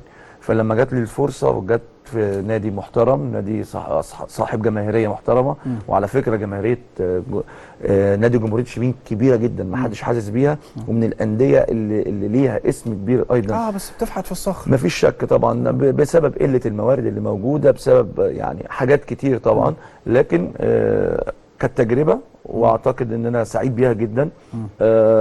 وانا سبت الفرقه وكانوا في المركز الثالث مقرر، كنت سايبهم في شكل كويس بعد 4 مباريات، لان كابتن هاني رمزي لما قال لي تعالى انبي ما ينفعش اقول له لا. لو اتكلمت عن هاني رمزي ما ينفعش اقدر اقول له لا، لان انا اشتغلت مع كابتن هاني قبل كده لما وصلنا الحمد لله اولمبياد لندن، من المديرين الفنيين اللي اولا مجتهدين جدا وفكرهم الفني عالي جدا، ومن المدربين اللي انا اتعلمت منها. وهادي جدا وبيديك حقك وبيديك يعني بصراحه من المدربين اللي تحب تشتغل معاه. راجل على مستوى سواء اخلاقي او فني او يعني او مهني، هو زميل طبعا بالنسبه لي، كان في منتخب مصر وكنت اتشرف ان انا لعبت مع نجم كبير زي الكابتن هاني رمزي، وان انا ادرب معاه دي حاجه برده بتشرفني جدا الحمد لله. ايه رايك في مشكله الباكات الشمال اللي عندنا دلوقتي؟ والله الواحد صعبان عليه. يعني صعبان عليه طبعا مع احترامي الشديد، حماده طلبه اثبت نفسه على فكره في المكان ويستحق الاشاده، وان هو نجم كبير سواء في نادي الزمالك او مع منتخب مصر، لكن صعب قوي ان نادي منتخب مصر او بحجم الدوري المصري مفيهوش باك شمال، مفيهوش باك ليفت صريح. صعب قوي بعد سيد معوض ما يبطل، بعد ما طارق السيد يبطل، بعد ما الكابتن محمد عماره يبطل، بعد النجوم اللي قبل كده كابتن احمد رمزي، النجوم اللي لعبت في المكان بعد النجم الكبير الكابتن ربيع ياسين. اعتقد صعب قوي ازاي منتخب مصر ما يبقاش فيه باك ليفت صريح. والله طرق اللعب الجديده ومش عايز اقول قله الخبرات او قله الامكانيات الفنيه، لكن عندنا لعيبه كويسه لكن عايزه تاخد فرص. يعني محمد ناصف مثلا، عمرو الحلواني، الناس دي لو خدت فرصه على المستوى الدولي، انا بتكلم على المستوى الدولي طبعا يعني. لو خدوا فرص على المستوى الدولي انا شايف من وجهه نظري صبري رحيل بدا مستواه يتقدم جدا مع النادي الاهلي، رغم ان الناس كتير كانت بتتكلم. عبد الشافي طبعا الاصابه الاخيره فارقه معاه، لكن عبد الشافي اعتقد لما هيرجع مكانه محجوز اكيد في منتخب مصر، لان هو يعني الاقدر في هذا المكان مفيش شك، لكن بقى في مشكله في المكان مش عارفين. خليني اسالك السؤال بشكل تاني، يعني انت مثلا في منتخب مصر بيبقى عندك مشكله في مركز معين، ودي مشكله واضحه احنا عندنا مشكله في ناحيه الشمال، مش المفروض الناس تتحرك تبتدي تعمل استراتيجيه تشوف طب ايه المشكله؟ طب عندنا في ناحيه الشمال ديت اللي مش مخليه مصر كلها دي على بعضيها بال90 مليون بني ادم ما فيهاش هي اولا اقتناع المدرب بامكانيات اللعيب مهم قوي. يعني انا لو انا في مكان مثلا كوبر مثلا، انا محمد ناصف خدت معسكر او معسكرين اعتقد، لو انت اديته فرصه وانت مقتنع بيه فنيا 100% ممكن يشتغل فيها بشكل كويس. لان خلي بالك الثقه من المدير الفني للاعب بتفرق كتير جدا، ممكن بتطلع امكانيات عاليه. ممكن تفهمني يعني ايه باك ليفت عصري؟ باك ليفت عصري يبقى عنده ازاي القدرات ان هو بيشتغل مدافع 100%، وازاي لما يطالب منه ان هو يشتغل جناح ايسر او مهاجم يبقى مهاجم 100%. دي عايزه معدلات بدنيه قويه جدا، وعايزه سرعات عاليه جدا، وعايزه خبرات، خبره في الوقفه، خبره في الترحيل، خبره ازاي امتى اطلع اعمل الكروس بتاعي، وامتى اهم حاجه لما اطلع اكون ايجابي. يعني ما اطلعش ال 100 متر ده كله وعلى اوفر صغير قد كده واسيب ورايا او اسيب ورايا يبقى في شارع كبير. لا، مهم جدا. هي دي بقى الخبرات، وهي ديت بتكرار المباريات بتيجي. التغطيه العكسيه مهمه جدا. بعد الله يرحمه كمان محمد عبد الوهاب في النادي الاهلي طبعا نسينا محمد عبد الوهاب الله يرحمه، من الناس اللي هي كانت يعني كان هيبقى ليها باع كبير جدا. جميل يعني فسبحان الله، وفي مكان احسن مننا اكيد طبعا. ربنا يا رب يتغمده فسيح جناته ان شاء الله. لان كان الباكات باك ليفت عصري، يعني باك ليفت عنده القدره القويه ان هو يكون مدافع كويس جدا ومهاجم ايضا كويس. كان عنده القدره البدنيه هايله، لكن طبعا ده نصيبه وقدره طبعا. لكن اعتقد ان الفتره اللي جايه صابر الرحيلي ممكن يدخل. اعتقد عبد الشافي ان هو بدا مع اهلي جده يشتغل بشكل كويس باذن الله. المباراه القادمه اللي هي في مايو مع ملاوي ديت لو هو اخذ فيها يكون تجربه كويسه ان هو يرجع تاني. انما انت شايف ناصف يعني حل أنا كويس؟ انا شايف ناصف لو في قناعه. وعمرو الحلواني لو لعب مع نادي انبي اعتقد من اللعيبه اللي ان شاء الله تقدر. عمرو عنده امكانيات كويسه جدا بس انا بحس انه يعني لكن لا، عمرو عشان برضه احقاقا مش واخد الموضوع جد قوي. لا يعني بالعكس والله. انا على فكره عمرو الحلواني يعني من اللعيبه الملتزمه جدا. ولما بيطالب منه يكون متواجد على دكه البدلاء ولا بيفتح بقه ولا بيتكلم. انا على موجود على دكه البدلاء. لما بيطالب منه يلعب مباراه وديه بيجي يلعب مباراه وديه. مطالب منه تتمرن تمرينه واثنين الراجل ما بيتكلمش. عمرو كان طالع من الاهلي بتاعي صح؟ عايش عيشه احترافيه بشكل كويس. ينقصه بس الفرصه. وان هو لان الموسم الماضي او لو تفتكر عمل موسم جيد جدا. يمكن السنه دي بس تألق ناصف وان هو يبقى ماشي بشكل كويس. وعلى فكره دي حاجه مش وحشه ان يبقى عندي لاعب واثنين في مركز واحد ان هم يكونوا كويسين. لكن انا شايف لو اخذ هيبقى كويس جدا. الحاجه الثانيه بس اللي كنت بتكلم عليها ويمكن عشان اتكلمنا على منتخب مصر. مصر المقص فيها مجموعه لعيبه انا شايف من وجهه نظري انها تستحق تكون في منتخب مصر. وهخص اثنين، عمرو بركات وميدو جابر. انا شايف ان الاثنين دول من افضل اللعيبه اللي بيلعبوا برجلهم الشمال في الوقت الحالي في الدوري المصري. ايجابيين جدا، مؤثرين جدا مع فرقتهم سواء في البطوله الافريقيه او في الدوري المصري. بيدوا شكل وبيدوا قوه لفرقتهم. بس عمرو بركات يلعب على مين؟ هو لعيب جامد. كان لازم على الاقل يكون متواجد ياخد فرصه مع الناس اللي اخذت. انا يعني بص هتقول هيلعب على مين؟ خلي بالك كره القدم فرصه ممكن تلعب. انا لعبت في نادي الزمالك وانا عندي 19 سنه او 18 سنه. كابتن محمد صبري كان عنده انذارين، كابتن خالد غندور كان عنده انذارين. قاموا جايبين طارق السعيد من الناشئين. طلعت لعبت مع فريق الاحلام، مسكت فيه، ربنا وفقني. بس الفرصه بتجيلك بتمسك فيها. فدي بتفرق. انا شايف ان هم ماشيين كويس جدا مع فرقتهم.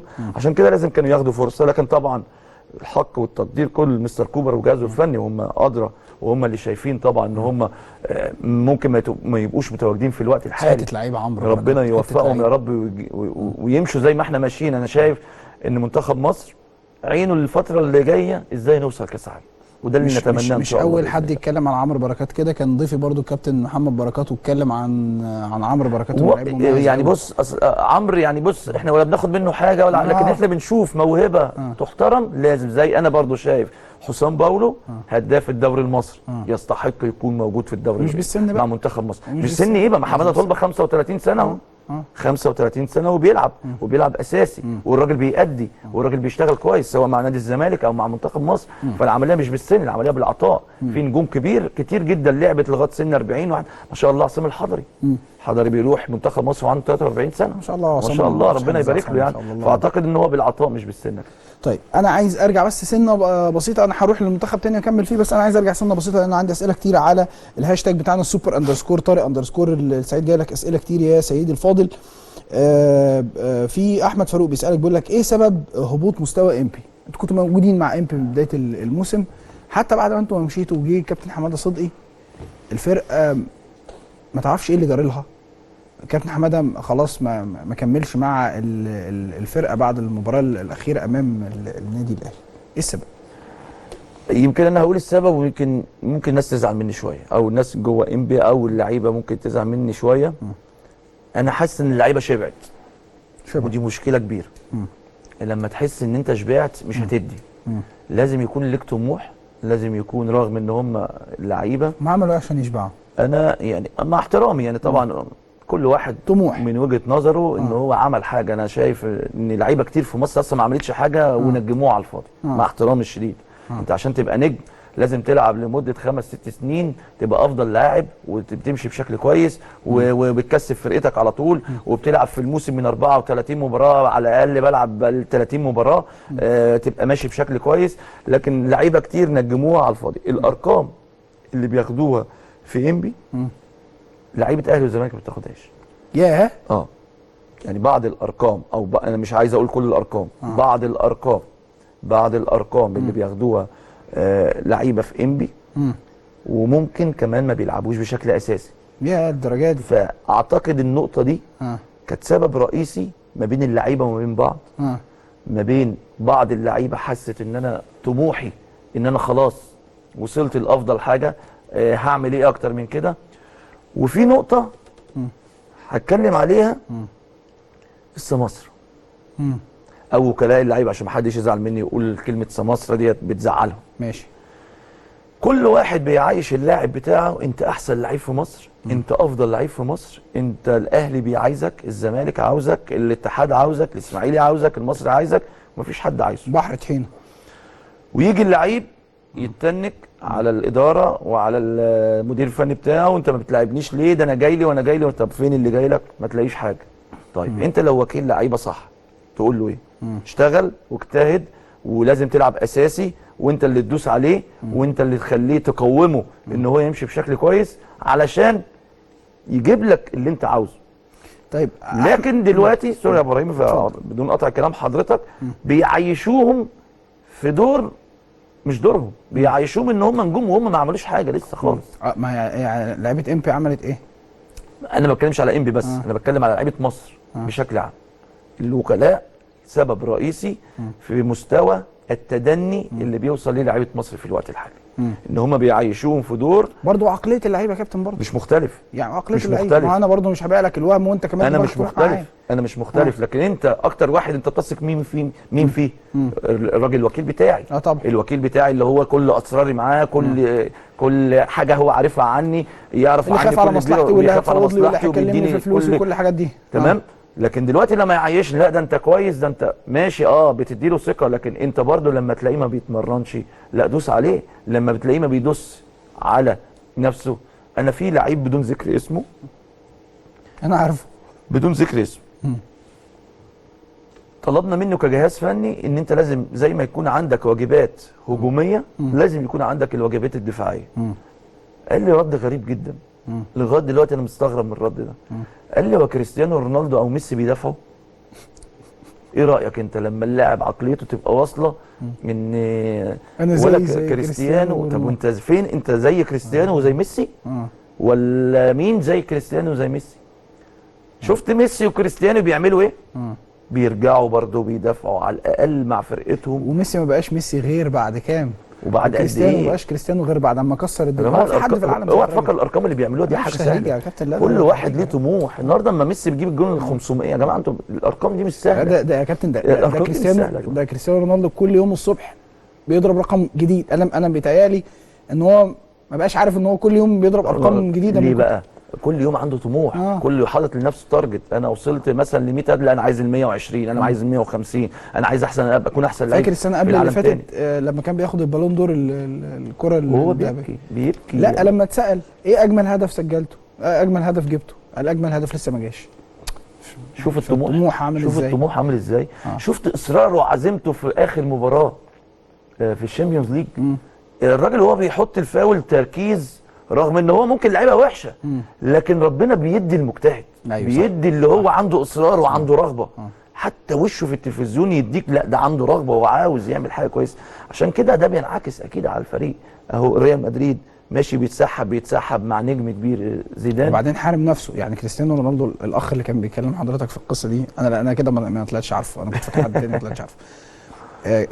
كريستيانو رونالدو ده حارم نفسه من انه ياكل زي بقيه البني ادمين. ده اتعملت عليه دراسه، دي اقل نسبه دهون في جسم لعيب كره قدم 3%. ما شاء الله. في صوره جت على الفيسبوك بعد ما كسب برشلونه، فواقف وعامل كده ما شاء الله، ما فيش شحمايه عنده في جسمه، حافظ على نفسه، بينام بدري، بيشتغل، بياكل كويس، محافظ. لكن اظن بقى ما تقوليش ده عنده كل فقال لك بقى ايه؟ انا مش زي ميسي. نرجع تاني، فقال لك انا مش زي ميسي. لا انا مش زي ميسي. قال لك انا هو ميسي وكريستيانو. قال لك هو ميسي وكريستيانو بيدافعوا. قلت له هو انت زي ميسي وكريستيانو؟ قال لي على الاقل بالنسبه للعيبه دي. قلت له خلاص بالتوفيق. وعايز ما بيني وما بين نفسي، قلت له بقى ربنا يوفقك وبقى قابلني. واللعيب ده ما لعبش ماتش وماتشين لغايه دلوقتي بدون ذكر اسمه، عشان حتى بعد ما انت ما مشيتوا، وحتى بعد ما مشيت وكان عنده مشكله كمان. الله يسهل له يعني، فاهم انت ازاي؟ لكن في النهايه اللاعب المصري لو حط في دماغه ان هو نجم، لو حط في دماغه ان هو عمل حاجه، عمره ما هيوصل. احنا عندنا النجوم الحقيقيه اللي هي مش بالكم، مش بالكم. يا فرحتي العب مليون مباراه، لكن جبت كام بطوله؟ عملت كام بطوله لفرقتك؟ كسبت فرقتك كام مره؟ لعبت 100 ماتش وبعدين اهلا وسهلا. لكن لاعب بالكيف، لما اجيب كام بطوله لفرقتي او اجيب كام بطوله لمنتخب بلدي، هو ده اهم شيء. والاهم ان انا يكون ليا تارجت على طول، او ليا هدف. انا نفسي اوصل مثلا زي فلان، نفسي اوصل زي ابو تريكه، زي الكابتن حسام حسن، زي الكابتن محمود الخطيب، زي الكابتن حسن شحاته. ما هي كل الناس دي كل واحد بيبقى ليه مثل اعلى. مش نفسك تبقى توصل ليه؟ زي ما انت قاعد كده نفسك تبقى زي فلان في الاعلام. صحيح. انا نفسي ابقى مدرب زي فلان، نفسي ابقى كابتن محمود الجوهري. لو انت عندك الطموح ده هتشتغل وهتتعب وتجتهد اكتر. فلازم اللعيبه المصريه توصل للمعنى ده، ان يجتهد اكتر، يشتغل اكتر، والتوفيق بتاع ربنا سبحانه وتعالى. ده من وجهه نظر حضرتك السبب في انه تدني مستوى فرقه انبي رغم تعاقب مش انبي بس، ما انا بقول لا انا دلوقتي انا بخصص دلوقتي انبي ان اللعيبه حاسه ان هي مش شبعانين، وحاسين ان احنا قدراتنا كويسه، وحاسين ان هم هيكسبوا في اي وقت. فاعتقد ان الامور هربت منهم، بالرغم عشان احقاقا للحق على المستوى الاخلاقي ناس محترمه جدا، على المستوى يعني الفني لعيبه كويسه جدا، وعندهم القدرات، ولما بصراحه بيدوسوا على نفسهم وبيشتغلوا تبقى فرقه محترمه. لكن ايه المشكله؟ المشكله ما بينهم وما بين بعض. عارف، ما بينهم وما بين بعض التعالي. بعض الناس، مش عايز اقول يعني مش كلهم بصراحه. طب ما الاداره يعني تعمل ايه؟ يعني الاداره تعمل ايه؟ انت حضرتك بتقول لي بياخدوا الاداره فلوس بصراحه احسن. يعني انا بصراحه شايف الاداره مظلومه يعني بصراحه. مظلومين. يعني انا برضو جابوا مديرين فنيين كبار وبيحاولوا يجيبوا لهم افضل حاجه. يعني النادي الوحيد اللي في مصر، احنا عندنا مقوله كده في الكوره، لما مثلا تروح نادي محترم او نادي كويس يقول لك انت في الخليج. فانبي هي الخليج بالنسبه للعيبه كتير، وسموحه طبعا الخليج، وكان المصريه للاتصالات قبل كده كانت في الخليج. صحيح. فالانديه دي بتبقى عليها يعني جايب لك كل حاجه، عاوز ايه تاني؟ اشتغل بس، ما بتفكرش. ما بتفكرش انا عندي وما عندي. في الناشئين كان بالنسبه لنا الشرقيه للدخان كده برضه. كان بالنسبه لنا كده. كنا في نادي الترسانه بنجمع من بعض فلوس عشان خاطر نجيب الهدوم. ربنا يكرم الترسانه بقى في المباراه الاخيره ان شاء الله. عندهم ماتش مهم جدا، عندهم ماتش مع النادي الشرقيه باذن الله. ضمهم الشرقيه، وبعدين كمان في ناصر للتعدين، وفي طنطا، وده في شغل جامد. انا شايف ان بصراحه كل الفرق اللي وصلت تستحق ان هم يوصلوا، ربنا يوفقهم. هنا يبقى عامل التوفيق بقى، لانه اكيد دول اجتهدوا ودول اجتهدوا. هيبقى عامل التوفيق وعامل الامكانيات، فربنا يوفقهم ان شاء الله باذن الله. احنا لسه ما سالناش حاجه على فكره، احنا لسه انا معاك، احنا لسه كده بنتكلم في الحاضر، لسه ما اتكلمناش في الماضي، ولسه ما اتكلمناش في الاسئله اللي موجوده عندنا على الصفحه سواء على تويتر او على الفيسبوك. هناخد فاصل وبعد الفاصل مكملين مع حضراتكم، يلا بينا.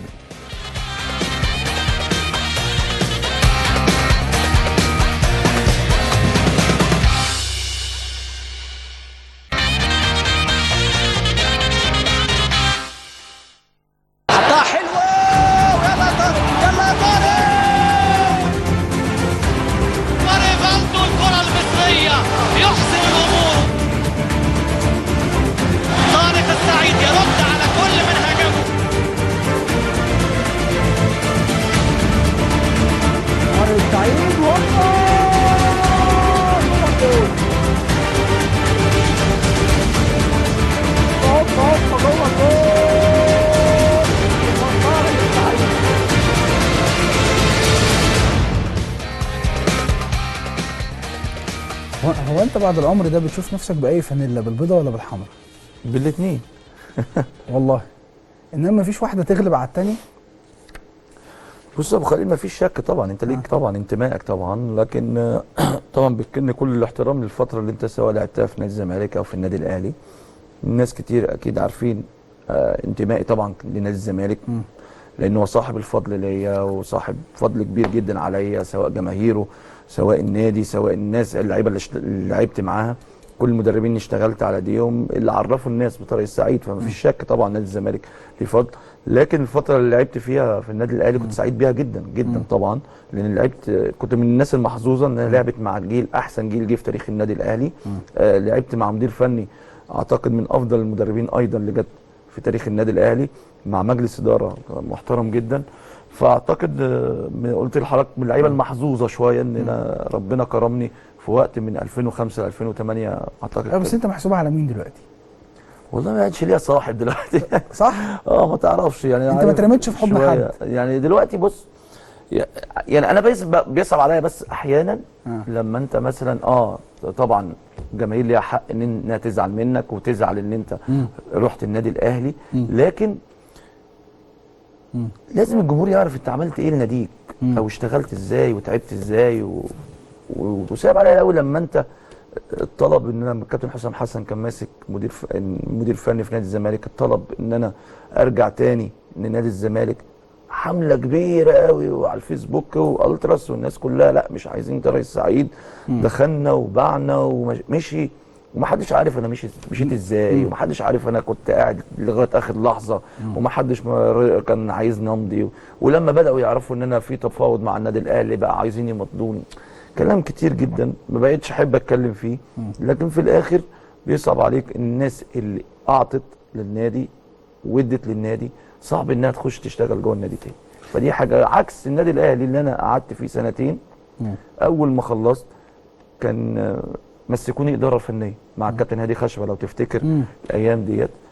يعني طبعا انا دي طبعا بكن لهم كل الاحترام فيها، لكن انا كان نفسي النادي اللي انا لعبت فيه واديت فيه كل حياتي واللي عملت فيه 6 عمليات واللي اشتغلت وشفت منه حاجات كتير، طبعا حاجات حلوه طبعا كتير، والجمهور اللي انا بعزه جدا وبحترمه جدا. عشان كده الجمهور الصغير اللي لسه طالع ما يعرفش الاجيال دي، ما يعرفش اللعيبه دي عملت ايه والبطولات اللي جت لنادي الزمالك جت ازاي ومن عن طريق اللعيبه مين اللي جابتها. لكن في النهايه بحترم وبكن كل الاحترام سواء للادارات سواء للجماهير، لكن في النهايه انا محسوب سواء هنا او هنا على النادي الزمالك. بحترم جدا ان انا اكون محسوب هنا او في النادي الاهلي. انا محسوب على الجيل اللي كان موجود في الزمالك، محسوب على الجيل اللي كان موجود في النادي الاهلي، ودي حاجه بكلمك رغم محاولات الكابتن حسام حسن في بدايه الموسم ده انك تبقى موجود معاه في نادي الزمالك، الا انه كان الرفض قاطع وبشكل كبير جدا. هل عرفت التفاصيل الحقيقيه ولا التفاصيل الحقيقيه ان مجموعه من بعض الجماهير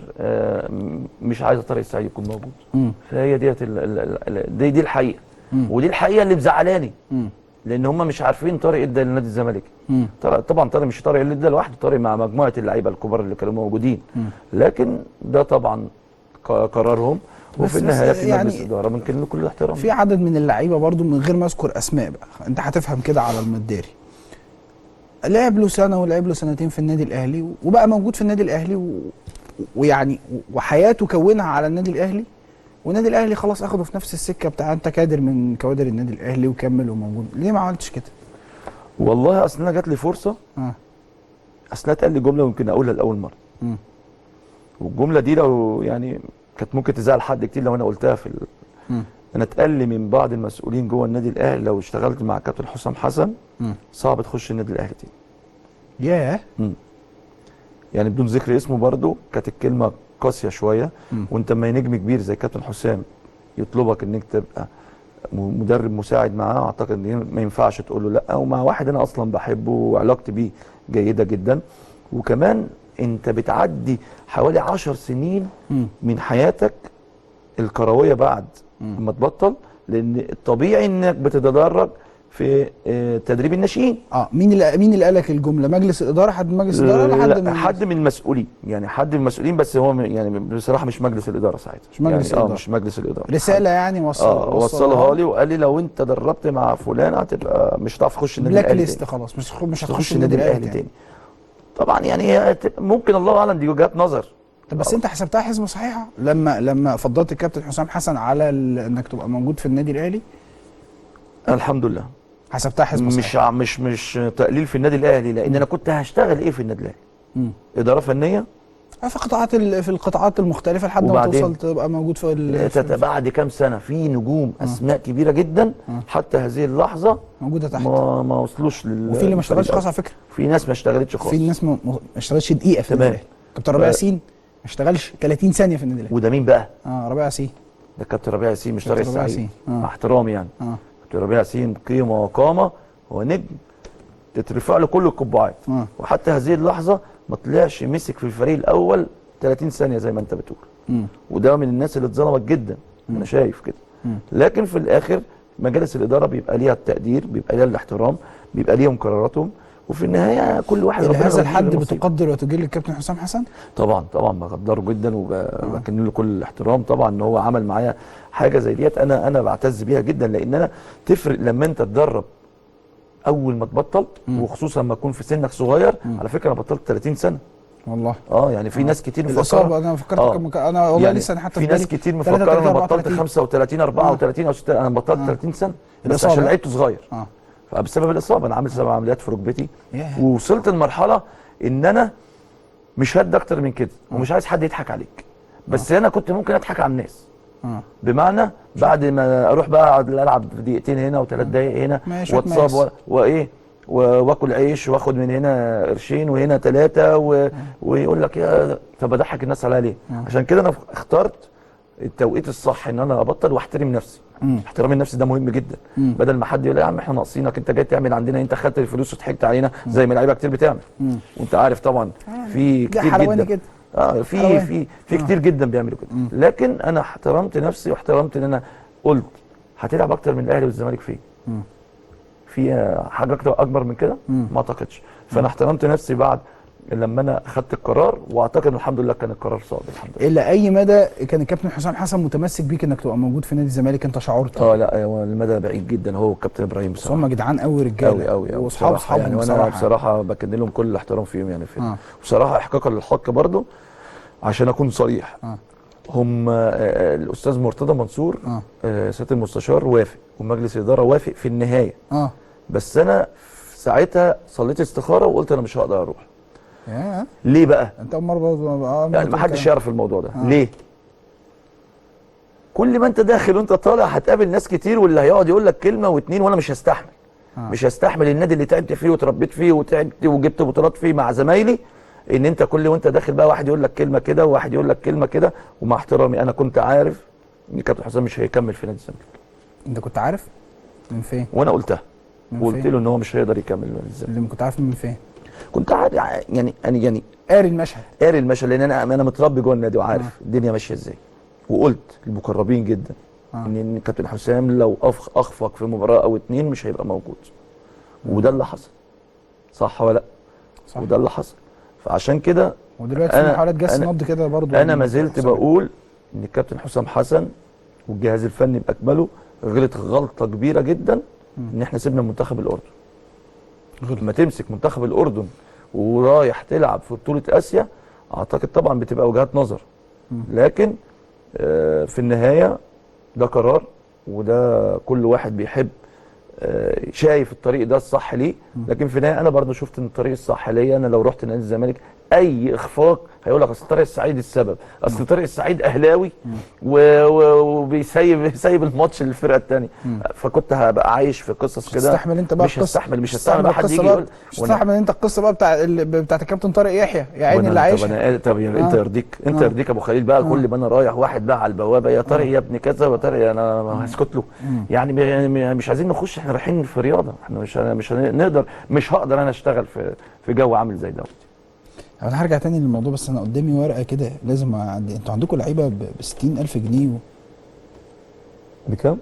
ب60,000 جنيه وب20,000 جنيه وب187,000 جنيه و20,000 جنيه انتوا عندكم لعيب مش هقول اسمه ب20,000 جنيه. ها؟ مستغرب؟ انتوا ايه الارقام دي بجد؟ ما هو انا عايز اقول لك حاجه، بدايه الموسم كان في مشكله كبيره. لا هو بص، انا قدامي الاسماء رباعي، لكن انا مش هقول. يا ريت ما تقولش، لا لا لا عشان لا يعني ايه ما نجرحش فيه. لا لا لا انا بس عندي كتيبه اشرار، انا مسميهم كتيبه الاشرار اللي بره دول انا عارفهم. لا فانا بصراحه انا ايه ده هواري، ايه ده هواري عباس ما بيهدوش. لا مش هقول لك، انا مش هقول لك مين، بس دي ارقام قليله قوي. ايه ده يا كابتن ده؟ بص هما تم الاتفاق معهم في بدايه الموسم عن طريق طبعا كابتن خالد القماش ومجلس الاداره والكابتن احمد بدور طبعا مدير شؤون اللاعبين، فاعتقد وكان في تراضي، فاللعيبه وافقت على كده. لو ما كنتش موافق على كده انت مضيت ليه؟ هل حد هيجبرك انك تمضي؟ في ناس ب150,000 جنيه. في ارقام، هي دي كانت الامكانيات ساعتها. وخلي بالك برضه اتحاد الشرطه ده حاليا 150 ايه؟ ده 150 ايه؟ 150,000 ايه؟ بالضرايب. لا على 5 سنين. ال5 سنين كلهم؟ والله بص انا زي ما قلت لك انا زي ما قلت لك والله اقول لك الاسماء كلها، ما تخلينيش اقول. قول لي بقى في الفاصل الاسماء. هقول لك بس اجيب لك. انا عارفهم على فكره، انا عارفهم من غير ما تقول لي انا عارفهم. اجيبك هنا تشوف بس ده احنا جينا الوضع، اصل ده مش يعني مش بسببنا احنا. يعني الوضع اللي احنا جيناه، احنا جينا على وضع خلاص. انت طب دلوقتي انت ينفع ان انت تعدل عقد وانت لسه مش ضامن قاعد في الدوري ولا مش قاعد في الدوري؟ صعب. طب اقعد في الدوري الاول واجتهد ونقدر نعدل لك العقود دي ونشتغل فيه. طيب هرجع تاني بس الموضوع اللي احنا كنا بنتكلم فيه. احنا الهاشتاج بتاعنا الاسئله بتاعتنا موجوده ولا؟ يلا على تويتر وعلى الاول تويتر كده عندي اسئله كتيره جدا. انت فاجئتني على فكره بموضوع مصطفى حلوه بيقول ليه ما كملتش مشوار التدريب مع جمهوريه شبين يا كابتن طارق، وايه اسباب عدم اكمال مشوارك مع التوأم حسام وابراهيم حسن؟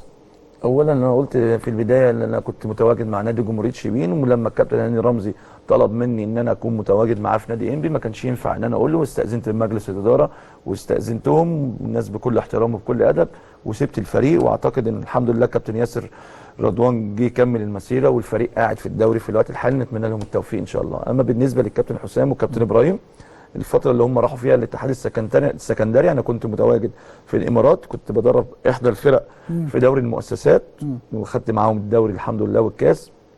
خدت لعيبه مصريين؟ انت كنت واخد محمود سمير؟ كنت واخد تمام كده، كنت واخد لعيبه مصريين محمود سمير وكان معايا مجموعه محترمه جدا من اللعيبه، خدنا دوري وكاس هناك، وكان معايا عندي عقد وشرط جزائي كان ينفع صعب ان انا ارجع في الوقت دوت، ان انا كنت افسخه وخلصت ورجعت. الشركات هناك عامله ازاي؟ يعني لا دي عالم احتراف تاني. يعني اللعيبه عندنا كم محترفين كتير جدا. ده في الشركات ده مؤسسات، يعني مؤسسات الدوله. مش بعيد يعني برضه، احنا في الخليج برضه. لا احنا الدول العربيه برضه. مش قوي كده هنا، لسه احنا بعيد قوي. لسه بعيد جدا يعني. طيب احمد فاروق بيقول لك مين خليفه الكابتن طارق السعيد دلوقتي؟ لا كلهم احسن من طارق السعيد. لا انا في كلهم. واحنا عندنا كام باك ليفت يا كابتن؟ عندنا كام؟ انا ما لعبتش باك ليفت غير في النهايه برضه، خلي بالك يعني انا مش باك ليفت صريح يعني. ما لعبتش غير باك ليفت. جناح وهقف صح؟ بس كنت هقف اكتر طبعا. يعني مين؟ لا في لعيبه كتير يعني. انا شايف يعني مصطفى فتحي ده من اللعيبه انا شايف من اللعيبه الكبار جدا اللي هيبقى ليهم اسم كبير جدا في منتخب مصر ومع نادي الزمالك ان شاء الله باذن الله. يعني من اللعيبه المحترمه، وفي عمرو الحلواني، في مناصف، في لعيبه كتير، لعيبه كويسه جدا يعني. كريم بيقول لك لو اتعرض عليك منصب داخل النادي الاهلي او الزمالك تختار مين بكل صراحه؟ والله بس يتعرض الاول. حلوه الاجابه. ما هو سر تعثر فريق الزمالك وتفوق النادي الاهلي في الوقت ده؟ ده سام. اولا انا حاسس ان نادي الزمالك اللعيبه متوتره، ما بيلعبوش على راحتهم، حاسين ان هم مضغوطين جدا. وكل ما النادي الاهلي بيبقى كويس وبيسبقوا في النقاط، اعتقد بتعمل لود كبير جدا على اللعيبه، فاللعيبه مش واخده راحتها. انا مش هتكلم على الادارات الفنيه، لان الادارات الفنيه كل مدير فني بيبقى ما بيلحقوش. يعني كل مدير فني بيجي يلعب 5-6 ماتشات وخلاص. لكن لما كان في استقرار فني واداري وفني، اعتقد حصل انتاج وخد البطوله. اما بالنسبه على الجانب الاخر النادي الاهلي فيه استقرار فني واداري بشكل كويس، وجايبين مدير فني حتى لما الفتره اللي كان كابتن زيزو ماسك فيها، واحد من جوه النادي، قاعد جوه النادي، عارف كل صغيره وكبيره عن النادي، فالحاجات دي بتفرق كتير جدا يعني. طيب احمد عبد الحكيم بيقول احلى فترات حياتك كانت فين؟ ومنور سيدي، بنشكرك. اعتقد اكيد طبعا كانت في نادي الزمالك، الفتره اللي احنا لعبنا فيها وخدنا فيها بطولات طبعا. افضل حاجه بالنسبه لك منها منتخب مصر؟ اكيد طبعا منتخب مصر، وخصوصا المباريات اللي كانت حاسمه بالنسبه لنا زي مباراه الجزائر والمباريات الكبيره دي طبعا. فاكر انتقالك من النادي الاهلي كان مين اللي عمله، اسبابه والكواليس والحاجات دي؟ اكيد طبعا يعني بص، كان في صحفي كبير ومشهور على فكره، اول واحد كلمني وانا كنت لا ما تقول بقى خلاص ده سر، ما بقاش سر حربي، ده ايهاب الخطيب يعني. ايهاب الخطيب كان اول واحد. ده ايهاب جن. ايهاب جن. وايهاب بقى كان يعيش الناس كلها ان هو زملكاوي. اتاري ايهاب طلع اهلاوي في اخر المسلسل عارف البرادعي. فكان من الناس اللي هي بتعرف تتكلم، واللي كان على اتصال بيا دايم كان الكابتن حسام البدري صحفي شاطر وكابتن سيد عبد الحفيظ بصراحه. لغايه لما حصلت المفاوضات، والمفاوضات كانت هتقف، لولا رحت عند الكابتن خطيب الموضوع كله انتهى وخلص. ليه بقى كانت هتقف؟ في دقيقتين. والله انا كنت قلقان جدا. رغم ان نادي الزمالك ما جددش معايا وكانش هيجدد، كنت قلقان بقى اللي هو يعني قلقان ان يحصل اللي الجمهور نادي الزمالك عمله، يعني ان هو يكون في رد فعل مش كويس، ان انا ما ينفعش ارجع نادي الزمالك تاني. لكن كابتن حسام البدري في بعد مباراه اهلي وزمالك لو تفتكرها 2-0 في الكاس سنه 2005، فانا كنتش موجود في المباراه دي، كنت بره ال 18. المباراه دي كان صعبان على نفسي قوي، ازاي انا ابقى بره ال 18 ماتش اهلي والزمالك ومتضايق. جابك كان كجوده كجوده والكابتن احمد رمزي هم اللي ماسكين. فلقيته بيكلمني بالليل ساعتها انت وصديق. ايوه انا وصديق. لقيته بيكلمني بالليل، قال لي انت فين؟ ورافع حواجبه في التليفون قوي. قال لي انت فين؟ وما لعبتش ليه النهارده؟ قلت له والله انا كنت بره الاسبوع. قال لي طب تعالى لي دلوقتي تحت البيت على طول. رحت عند تحت البيت. قال لي ما تطلعليش انا عايزك. نزل لقيت معاه كيس اخضر اصفر كده ونازل، قال لي اطلع على شيراتون القاهره. مين؟ كابتن خطيب. انا طبعا قال لي كابتن خطيب، الموضوع بالنسبه لي بقى في متوتر، يعني انا متوتر دلوقتي. مش متخيل بقى. انا مش متخيل اولا ان انا هقعد قدام كابتن خطيب، يعني دي مبدئيا دي حاجه كبيره جدا. ان يمكن الكابتن خطيب قابلته في مناسبات كتير، بس ان انت بقى تبقى قاعد بقى كده قدامه، دي قصه ثانيه كانت بالنسبه لي. فالكابتن خطيب اول كلمتين قالهم لي هو اول حاجه طبعا الكابتن خطيب بجلاله قدره، فهو اللي ماسك العصير وبيقدم لك، شايف التواضع وشايف النجوميه.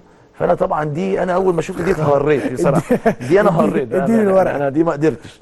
فقال لي ايه المشكله يا طارق؟ قلت له مين اللي قال في مشاكل يا كابتن؟ قال لي الكابتن حسام البدري والمهندس عادل القيع بيقولوا انت مش عايز تمضي. قلت له انا قلت كده ربنا ما قلت، والله ما قلت حاجه. وقمت ماضي فعلا ساعتها على طول. والراجل يعني بس كان في اسماء تانية معاك في المفاوضات دي؟ في بعض الاسماء، بس بعض ناس خارجيه يعني. مين؟ في واحد صاحبنا قوي اسمه محمود. يعني محمود. مين محمود؟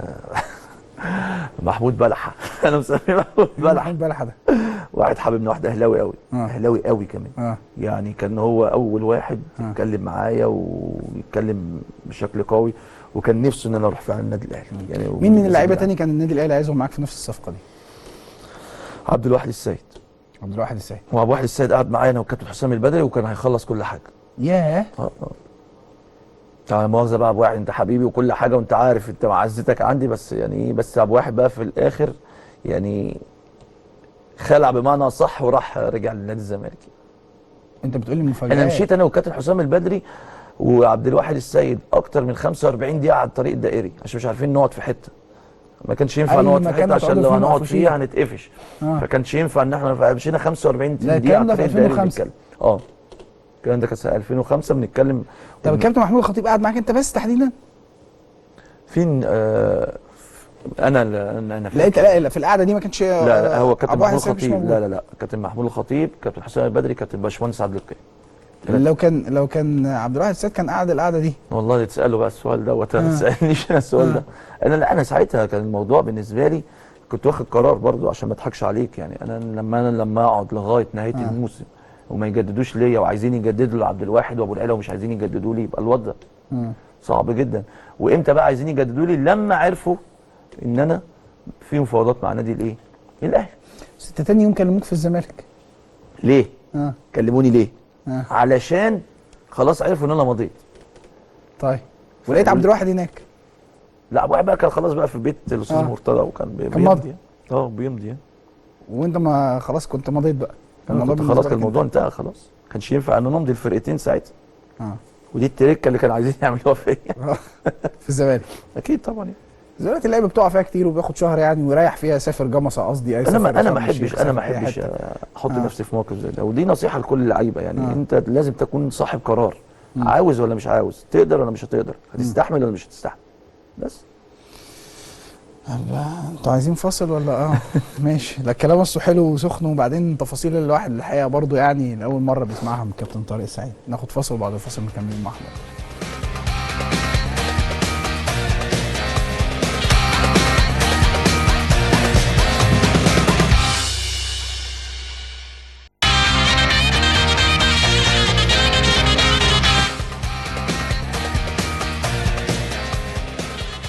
كان نفسك تخش مجال التعليق انت؟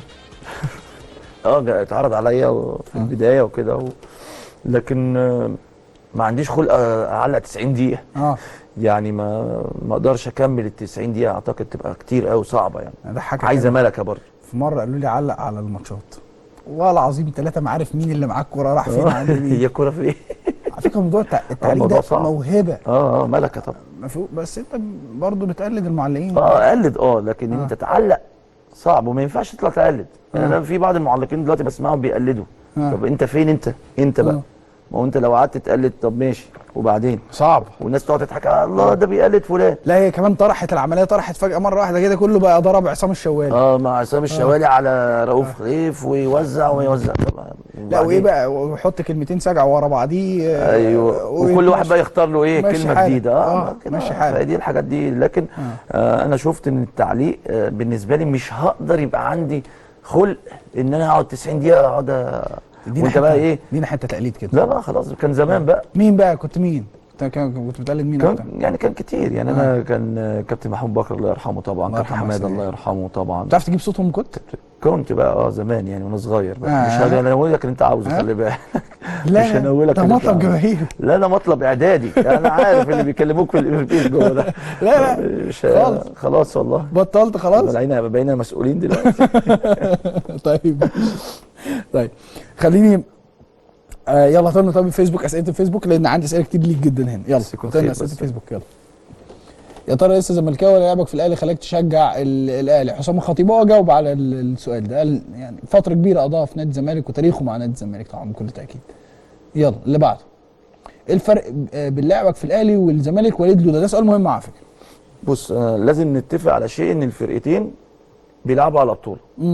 يعني انت مش مثلا بتلعب في فرقه بتلعب على بطوله والفرقه الثانيه ما بتلعبش على بطوله.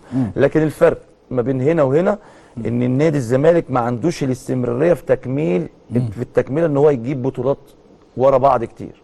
عكس النادي الاهلي، البطوله بتجيب بطوله. ومش هنسى مقوله، ومش هنسى يوم ما احنا خدنا بطوله افريقيا بهدف محمد ابو تريكه في الصفاقس، واحنا بنحتفل بالليل والناس كلها مبسوطه وفرحانه. قال لك هنفرح النهارده وهنقفل الصفحه وعندنا مباراه الترسانه كمان 3 ايام. عرفت سر النادي الاهلي اللي بياخد البطولات. لما تيجي تتكلم على البطوله يقول لك خلاص ده ماضي، لكن أفريقيا. ايه الحاضر؟ بطوله افريقيا وبطوله افريقيا. عكس نادي الزمالك بيعيش على البطوله شويه. يعني اللعيبه بيبقى عندها نشوه والجماهير بيبقى عندهم نشوه وفرحانين بالبطوله، لكن مفيش الاستمراريه. ده يفسر لنا ليه برضو نادي الزمالك السنه دي مش احسن حاجه. تمام. ده سبب من الاسباب. هي نفس المجموعه. هي الاداره للامانه. نادي الزمالك طبعا هي الجماهير. مشكله ماديه السنه دي خالص. بقول لك اهو هي اللعيبه، هي الاداره، هي الجماهير، هي بالعكس. انت كمان المفروض السنه دي تكون افضل. ليه؟ لان انت بتكتسب خبرات وبتكون افضل فنيا وافضل بدنيا.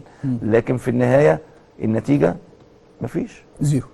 لسه لغايه دلوقتي ما نقدرش نقول زيرو او مش زيرو، بس الوضع صعب جدا. 11 نقطه الاهلي والزمالك كتير قوي. صعب النادي الاهلي يخسر 11 نقطه بامكانيات اللعيبه اللي موجوده دي. صعب قوي كمان. في قصور معين في نادي الزمالك بخلاف التفاصيل اللي حضرتك ذكرتها ديت؟ اللعيبه نفسها مقصره مع انا شايف اللعيبه متوتره كمان. متوترين قوي. يعني حاسين وخايفين ان هم كل مباراه هيبقى عليهم لود، حد هيتكلم عليهم، مش هتبقى الامور ماشيه بشكل كويس. رغم ان مجلس الاداره وفر كل شيء بصراحه.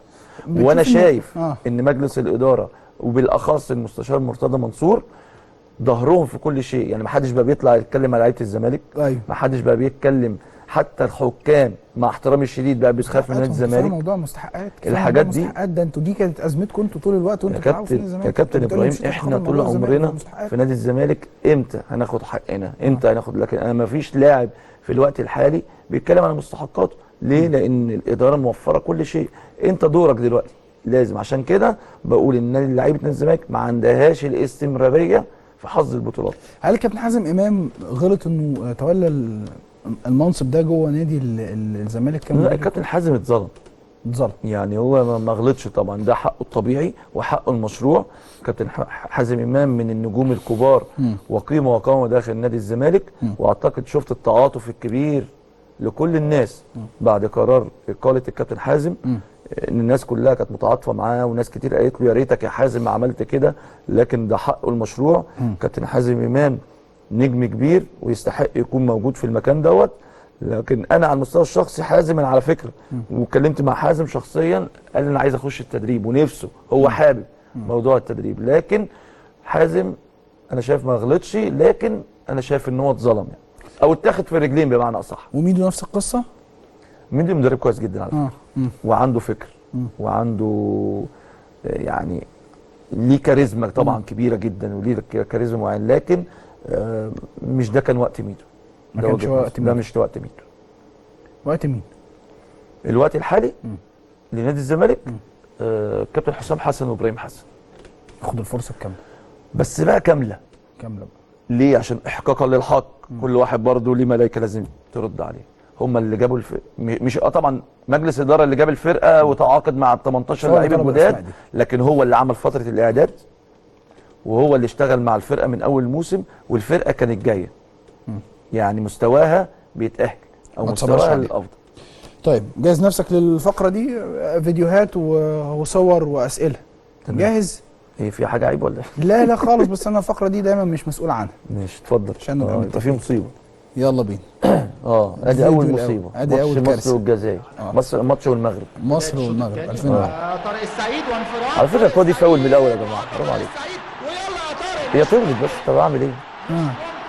لسه لحد دلوقتي بص الناس بتعايرك بيها. انا لغايه دلوقتي الناس بتجيبها يعني، بص بقى لها 15 سنه 2001 لسه الناس كلها بتجيبها، وبرضه لسه في مذيع رخم في 2016 جايبها لي. انا غريبه جدا. لا مش قصه كده، هي طبعا يعني كان الناس كلها، هل انا اتمنى كنت اضيعها؟ لا كنتش اتمنى اضيعها، بس هي التوفيق يا عدم توفيق. بس كانت فرصه ذهبيه خلاص ما تعيدهاش كده كتير. خلاص يا هيما، حس يا هيما محمد بيا. ابراهيم صاحبك ومش عارف محمد ابراهيم عامل صاحبي وعامل حبيبي ومتربيين مع بعض جوه نادي الزمالك. حس بيا يا هيما، حس بيا 600000 مره. خلاص يا هيما، نادي الزمالك من سنه وعودي. انقل يا هيما، حرام عليك. طيب ماشي الكلام. هعرض لك بقى اسئله وتجاوبني عليها. خلاص كمان بص ده بيعرض. ماشي ايوه. يلا. افضل من تدربت معاه؟ طبعا كابتن محمود الجوهري. لا ما نجيبش حد خلاص، ولا اوتوفيستر ولا جوزيه. كابتن جوهري. لا كابتن جوهري. ماشي.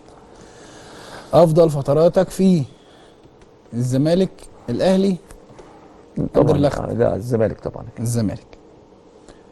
افضل فتراتك التدريبيه؟ مع كابتن هاني رمزي، مع كابتن حسام حسن؟ ده سؤال صعب طبعا.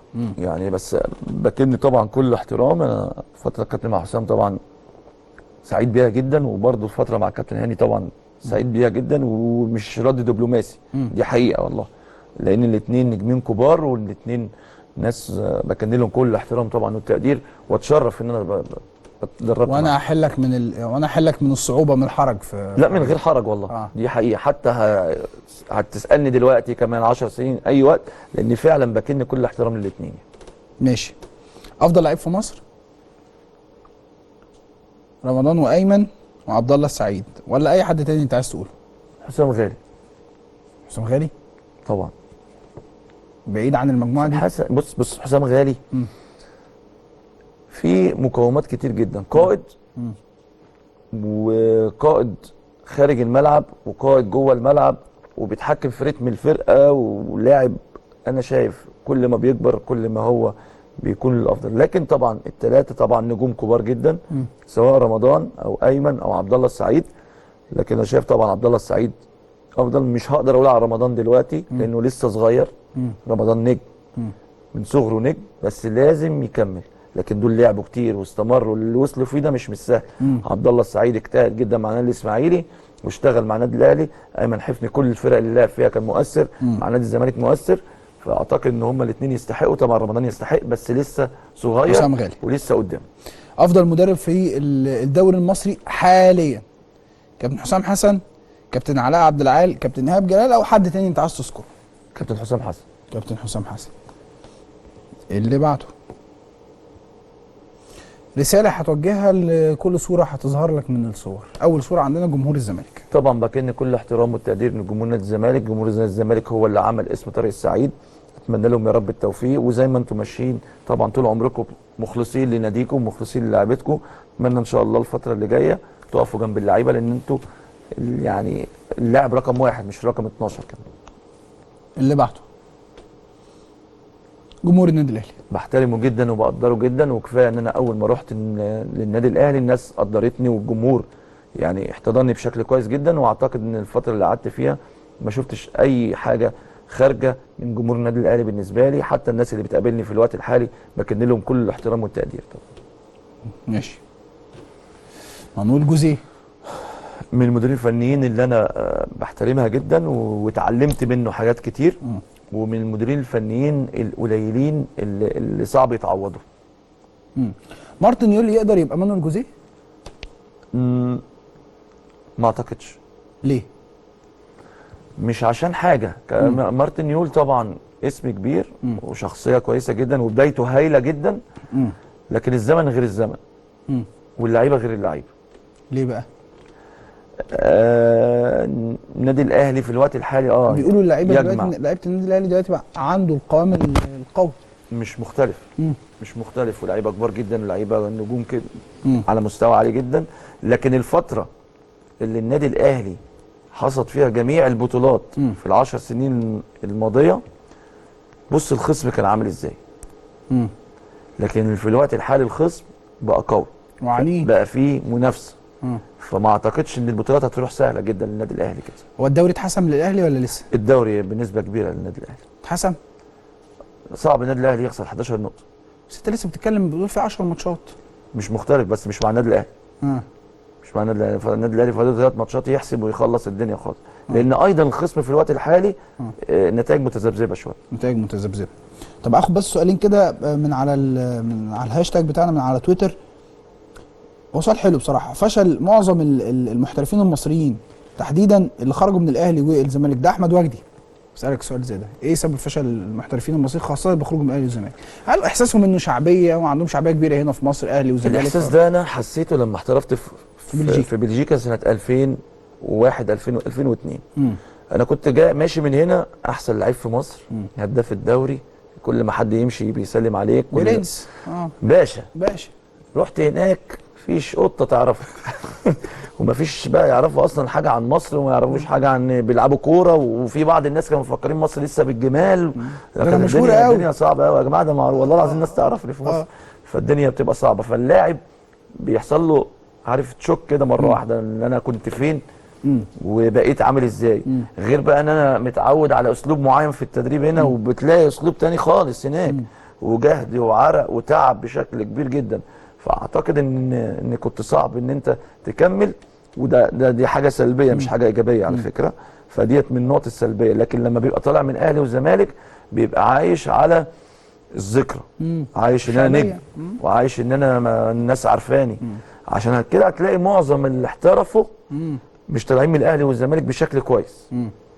الا ما هو السؤال مهم يا احمد وجدي. بشكرك يا احمد وجدي. يعني اولا احمد حسام ميدو مشي من هو صغير، كان لسه ما حدش يعرفه. صحيح. احمد حسن من نادي الايه؟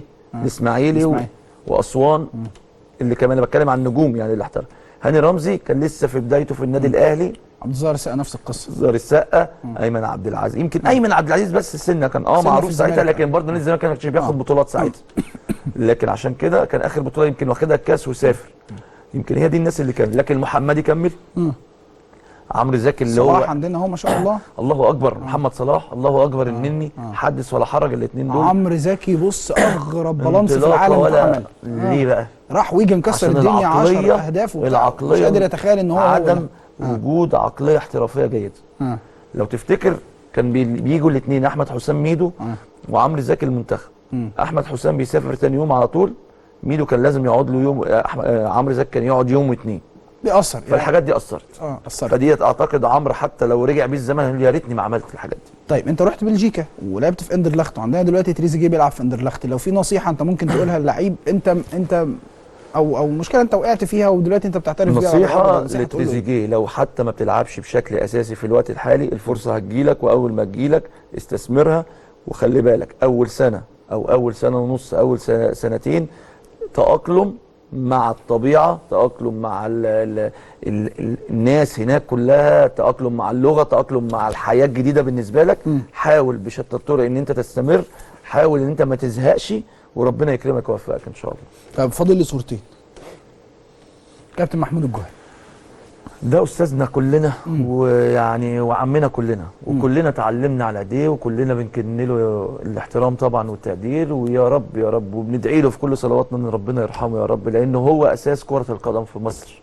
صحيح. او اساس كل الجيل الموجود الحالي في مصر. اخر صورة بقى التوأم حسام ابراهيم. اخواتي الكبار طبعا اللي بكن لهم كل الاحترام، ما شاء الله ماشيين بشكل كويس جدا جدا مع النادي المصري، عاملين حاله جيده جدا في الدوري المصري، واعتقد اتمنى لهم التوفيق، ويا رب ان شاء الله يكونوا يمسكوا نادي الزمالك الفتره الجايه ان شاء الله. والحاله اللي عاملينها مزعله ناس كتير يعني الحاله اللي عاملها حسام يعني مش عارف ليه مش جايه على هوا ناس كتير للاسف يعني، لكن هم دايما متعودين على كده، ربنا يوفقهم ويكرمهم ان شاء الله باذن الله. كابتن طارق انا بشكر حضرتك شكرا جزيلا انك شرفتنا ونورتنا النهارده، اديت لنا اسرار كتير جدا النهارده ومفاجآت كتير الحقيقه. انا اللي مبسوط جدا اكون موجود مع نجم زيك ابو خليل، واتمنى لك التوفيق وتستحق كل خير، وتحياتي ليك طبعا والمخرج الكبير الكابتن محمد ابراهيم حبيبي واخويا والمعدين المحترمين طبعا، ربنا يوفقكم ان شاء الله، ويعني يا رب اكون كده ضيف خفيف عليكم كلكم ان شاء الله. شرفتنا ونورتنا. انا بس عايز اقول لك على حاجه قبل ما اختم، انا كنت بتكلم على اللعيبه بتاعتكم ان هي بتاخد ارقام قليله، في لعيب في النادي الاسماعيلي بياخد 3000 جنيه في الموسم.